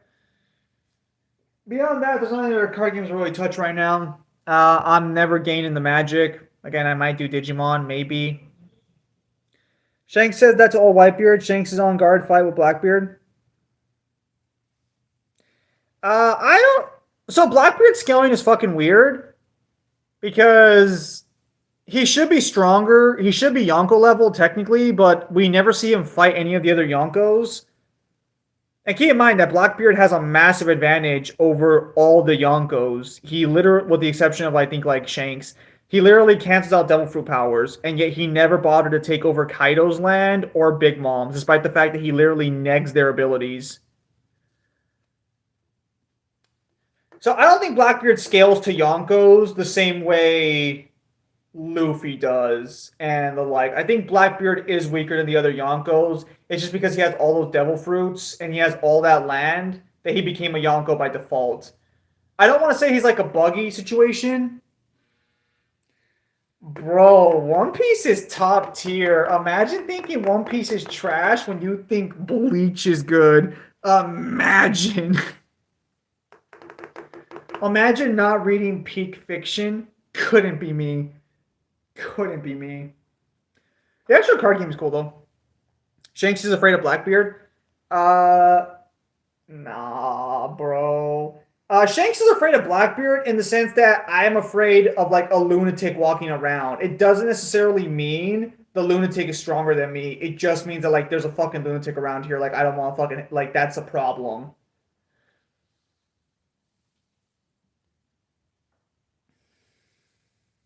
Shanks fucking sucks in the One Piece card game, actually. He had like one good boss monster they released him as. When are you guys running through Castlevania? Never. I'm going to tell you right now on personal plans. For me personally, once Other Side's done, again, Final Fantasy 15, then a few shit in between there. But after Final Fantasy 15, it's going to be either Cyberpunk or it's going to be Nier Automata. I have no plans to do Castlevania. I don't know if Mangler and Devil have plans for Castle or Kyle. Mangler, Devil, and Kyle have plans for Castlevania, but I don't. I'm not planning to touch Castlevania anytime soon. I don't even fucking like Castlevania all that much. It doesn't sound like a bad series, but I've heard so much bullshit about it that I'm kind of like, Zim is good. Zim is good. Zim will just walk away casually. Maybe Lords of Shadow. Maybe Lords of Shadow.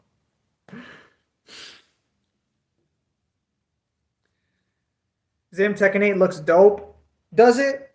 Does it look dope? I miss one. No, I actually haven't looked at any of the Tekken 8 promotional material. He should be continuing Dragon's Dogma today. I think that should still be going on. I don't know there should be any issues with that one today, but we'll see what happens. Maybe he might be busy. I haven't played Leagues in like the last 3 to 4 days because I've been busy working on all this other shit. I'm like at Silver 1, bro. I need to hit that gold already, bro. Where's that gold? Yeah, the One Piece card game, though, plays like fucking Magic. So if you don't know what Magic plays like, you probably don't even know what the One Piece card game plays like. Honestly, playing multiple cards. Speaking of which, where Dragon's Dogma 2? I don't know. That's Capcom.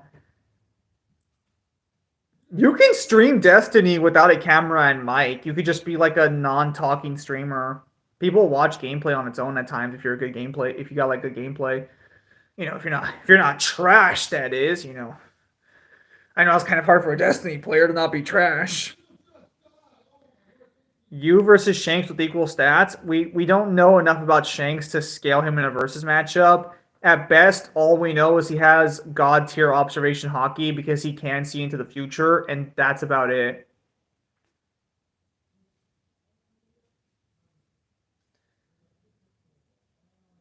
I mean, I guess if we use the movie where he fights his own daughter, maybe we can use that for scaling. They took the laser scene from RE4 Remake trash. I'm only gonna buy RE4 Remake when it goes on sale, and I only play it with mods on PC. I don't plan to play like the actual game. I've seen the cutscenes a little bit. I am disappointed a little bit with it, but it seems like overall a great game. I think it's definitely gonna be a contender for Game of the Year,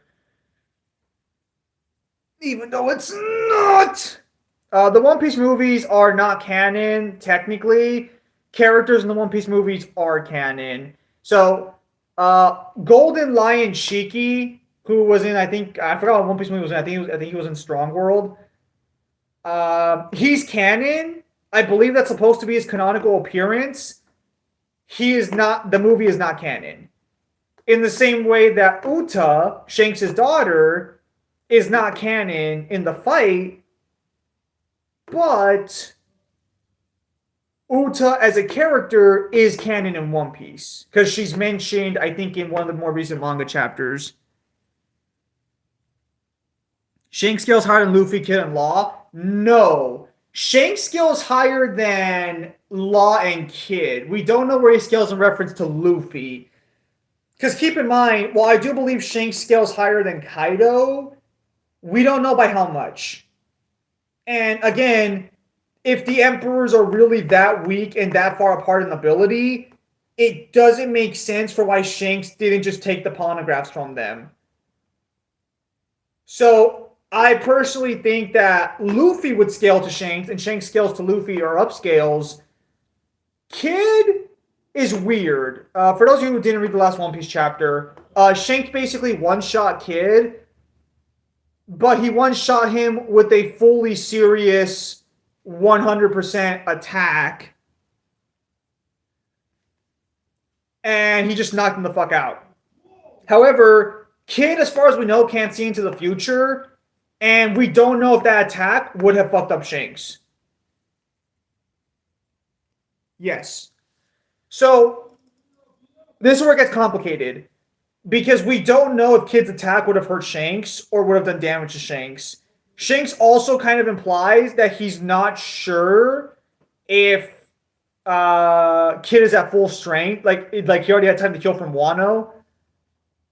That being said, Kid never really scaled to an Emperor. Neither does Law.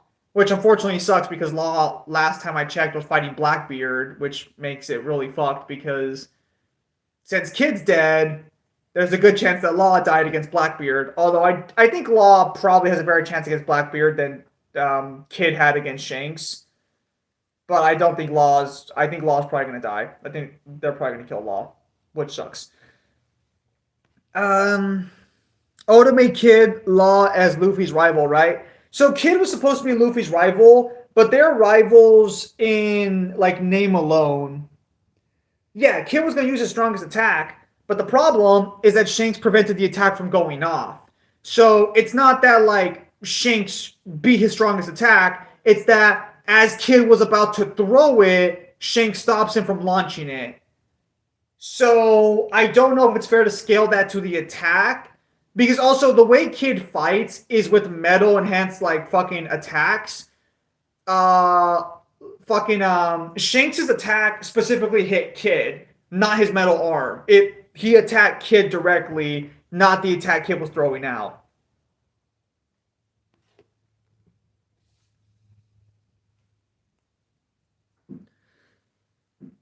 Granted, fucking Shanks is probably still way stronger than fucking Kid. It's just that, like, in that particular instance, it's a little more complicated for how to work things out there. Also, again, whether or not Kid's skills to Yonko level is incredibly fucking debatable, because Kid technically barely scaled to Big Mom and fucking Kaido. Luffy fought Kaido like one-on-one, toe-to-toe, and also has better hockey than Kaido, or had better hockey than them. Honestly, I don't know what the fuck Oda's thinking with half the shit here. Luffy just has no real rivals. The best you can argue is that maybe, like, Law became his rival. Because Kid was his rival for a while, but then Law came along. But I don't think Law has Conqueror's Hockey, so I don't think Law really counts as a rival for Luffy. Kid, if I recall correctly, has Conqueror's Hockey. Kid does have all the types of hockey. I think Law does not have Conqueror's Hockey. Actually, does Law even have Armament Hockey? I think he just has Observation, huh? They probably believe in 5D DMC without POC. Probably. Ben Beckman cut off Kid's arm. Is that confirmed?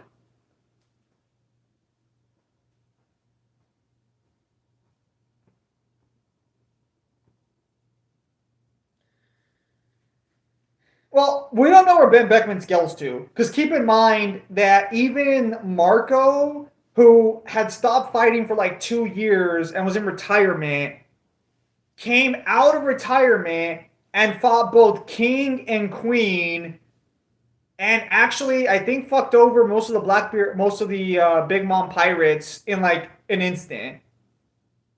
Like, he's still as strong, if not stronger than they are, since he can 2v1 two Yonko commanders. So, we don't really know where Ben Beckman scales to. You could argue that Kizaru was afraid of Ben Beckman during the Marineford arc, but Kizaru then proceeds to just, like, tell him to fuck off and just still goes after Luffy despite Ben Beckman telling him no. Still, and also Kizaru's kind of weird because Kizaru's not afraid to fight Whitebeard, but he's like kind of like worried about Ben Beckman, which I find really fucking silly because Whitebeard is objectively stronger than Ben Beckman. He can literally clash with Shanks.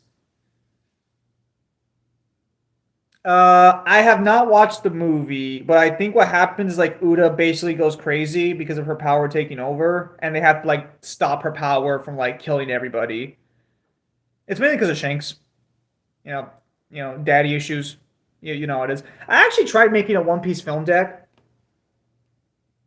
It was the King of Devils. Yeah, it was somebody else.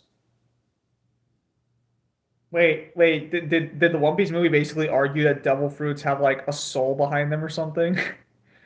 I actually fucking have to fucking start scaling One Piece characters because Kyle is under the impression that the Akatsuki beat the Warlords, and I have issues with that because your Akatsuki are trash.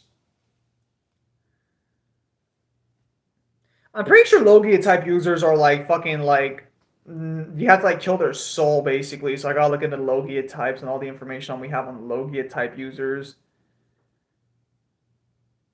Because the debate was between Crocodile versus Datara.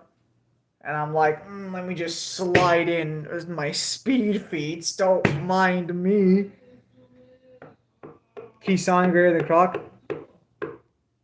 Kisame beats Crocodile because water fucks over Devil Fruit users. But honestly, I can argue for a Crocodile speed blitz.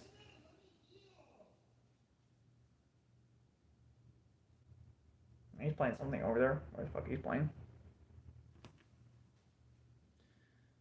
Yeah, no, so I'm gonna start doing a little bit of research down the side. But again, first other side video, then all this other shit. Only zone Devil Fruits have mind of their own and choose their own user.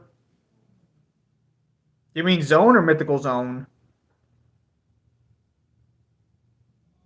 Because zone fruits are animal fruits. Logia types are elemental fruits. Placenta, it's like a P, are physical body fruits. And then the rarest fruit of all currently is, I think, the mythical zone type fruit. Because I don't know if Luffy's fruit is a Pamencia or whatever, or if it's a different type of fruit now. Because I think Luffy's Gear 5 transformation basically confirmed that there's like a god fruit, or there's like multiple god fruits, I think.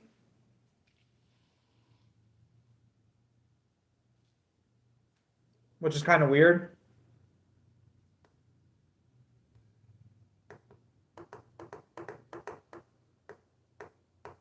Yeah, no, but Garp's showing up in the next manga chapter, so hopefully Garp will, not die immediately. I'm still convinced Garp's probably gonna fucking eat the big one.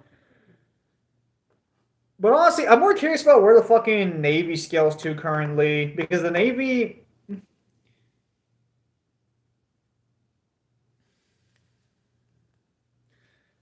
We need to see Crocodile fight in the New World, I think. Otherwise, it's just gonna be really weird.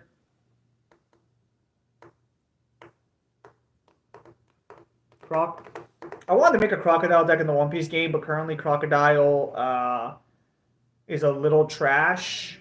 So the blue archetype's not bad, but blue archetype's the weakest one in the game right now. Crocodile is getting reprinted under purple yellow colors, so I might be interested in that matchup. Croc. Yeah. Because the One Piece card game works off a color system of 6 different colors, and you can only make decks within those colors unless you have hybrid leaders.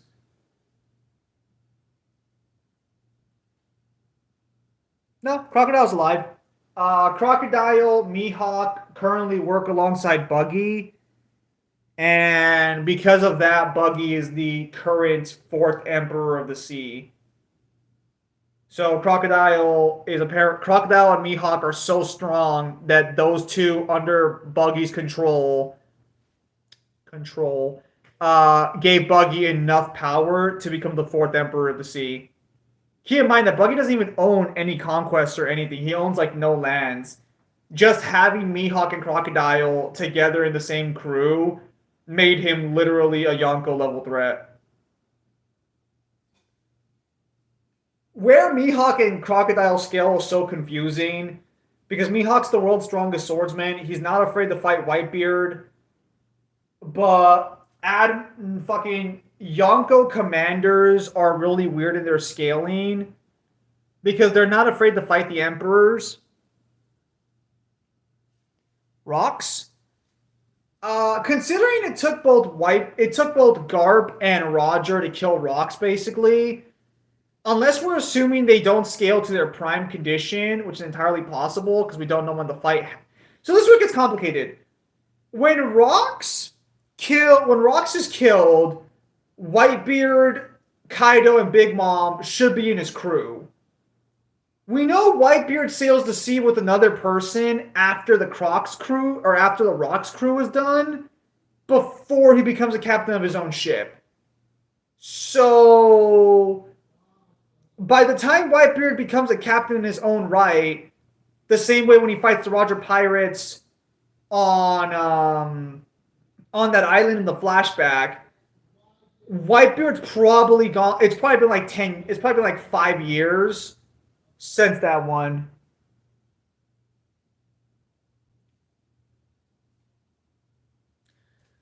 Buggy's probably not strong. So this is the weird part. Is I think Oda stated Buggy has the most hockey out of everybody. It's just that he never uses it. And that if he did train the way Shanks did, he would have been a Yonko already. Croc chain? What the fuck? So, honestly, I don't think you're going to get more than one Croc, Cypher. I don't think you're getting more than one Croc. So it's really weird because there's also statements that the Navy admirals are the strongest fighters in the Navy. Oh, he's got a second Croc. Which means that they should scale above Sengoku, who technically is still considered in his prime. I think Garp has a statement of getting weaker. Sengoku doesn't. And Roger confirmed he put his own Croc down. Oh no. And Roger basically confirms that before he fights Whitebeard in the flashback, that if you want to capture him, to send either Sengoku or Garp. So that means Roger believes that Sengoku and Garp have the potential to take him down.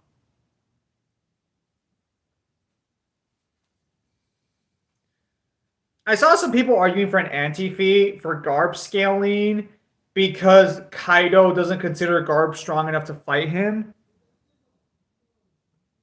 Or because Kaido in his flashback memories, because Kaido has a flashback to people who can fight him.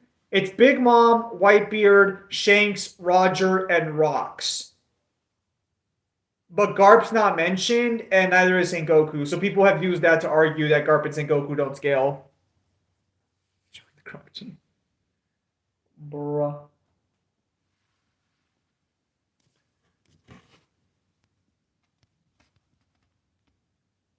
Yeah, so I don't know. That one's gonna be depending on how you want to take certain statements and certain like images. I think Garp scaling is fine.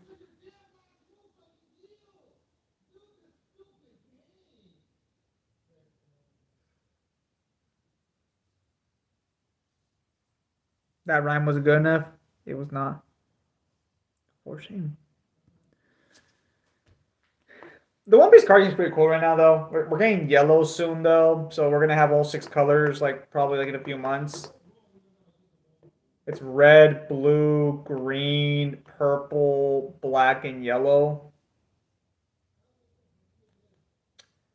Big Mom Pirates are kicking off the yellow archetype, which is interesting. I don't think I'll buy their structure deck. I don't really care for the color yellow. I think I'm just gonna stick with black from now on because I kind of like the navy the best. Why the fuck is there a turtle there? Yeah, no.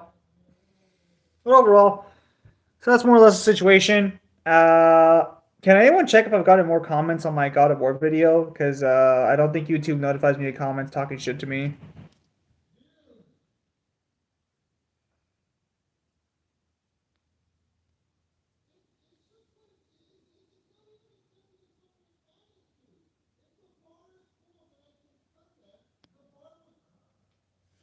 It's not a crocodile, it's an alligator. How can you even tell the difference? There's no water nearby, Red Dusk. What the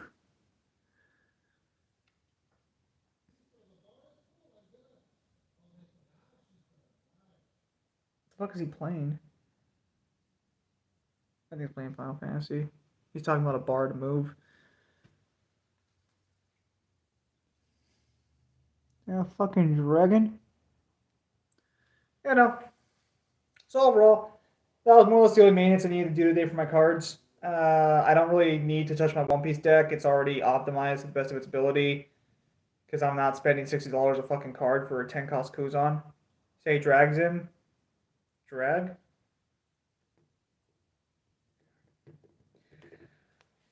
I'm gonna try and have the voice acting for our site done this week, among other things, because it's spring break for me right now.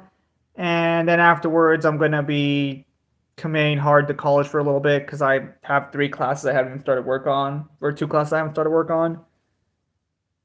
Wow, did you misspell that? Did you misspell that? I think you put butts. I think you misspelled that. That's kind of trash. Yep. So hopefully I can get that started working out, and then from there, hopefully we can get that all sorted out. But by the time April's done, I want that other side video out and over with. Because unlike Kyle, who got misinput, trash. Because unlike Kyle, who fucking like took like only like 2-3 months to get a video done, he doesn't know what it's like waiting like a fucking year. So yeah, I like to get this video done, and then I can move on to other shit. Nah. 100 lions versus 100 wolves. I'm pretty sure 100 lions take that, because that's 1 lion per 1 wolf. And wolves fight in packs, but they mainly do swarm tactics. So if they can't swarm, then they lose. I will say art-wise, the One Piece card game actually has some pretty good art, depending on what card you have. Some cards are literally just pictures from the anime. And then other cards are like actually original art for the One Piece card game, which I find kind of funny.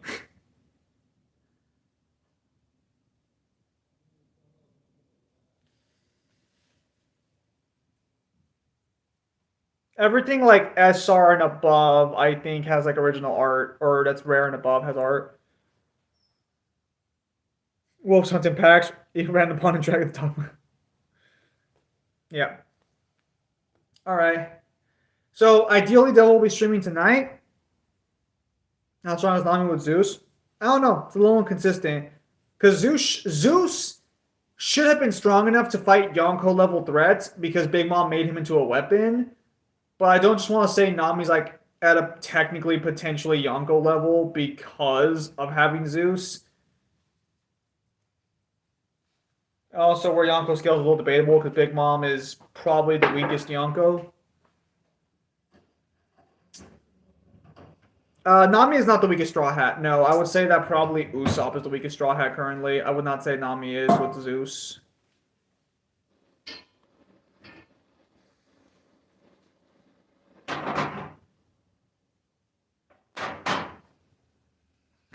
Do you agree with Uni God of War pre-retcon?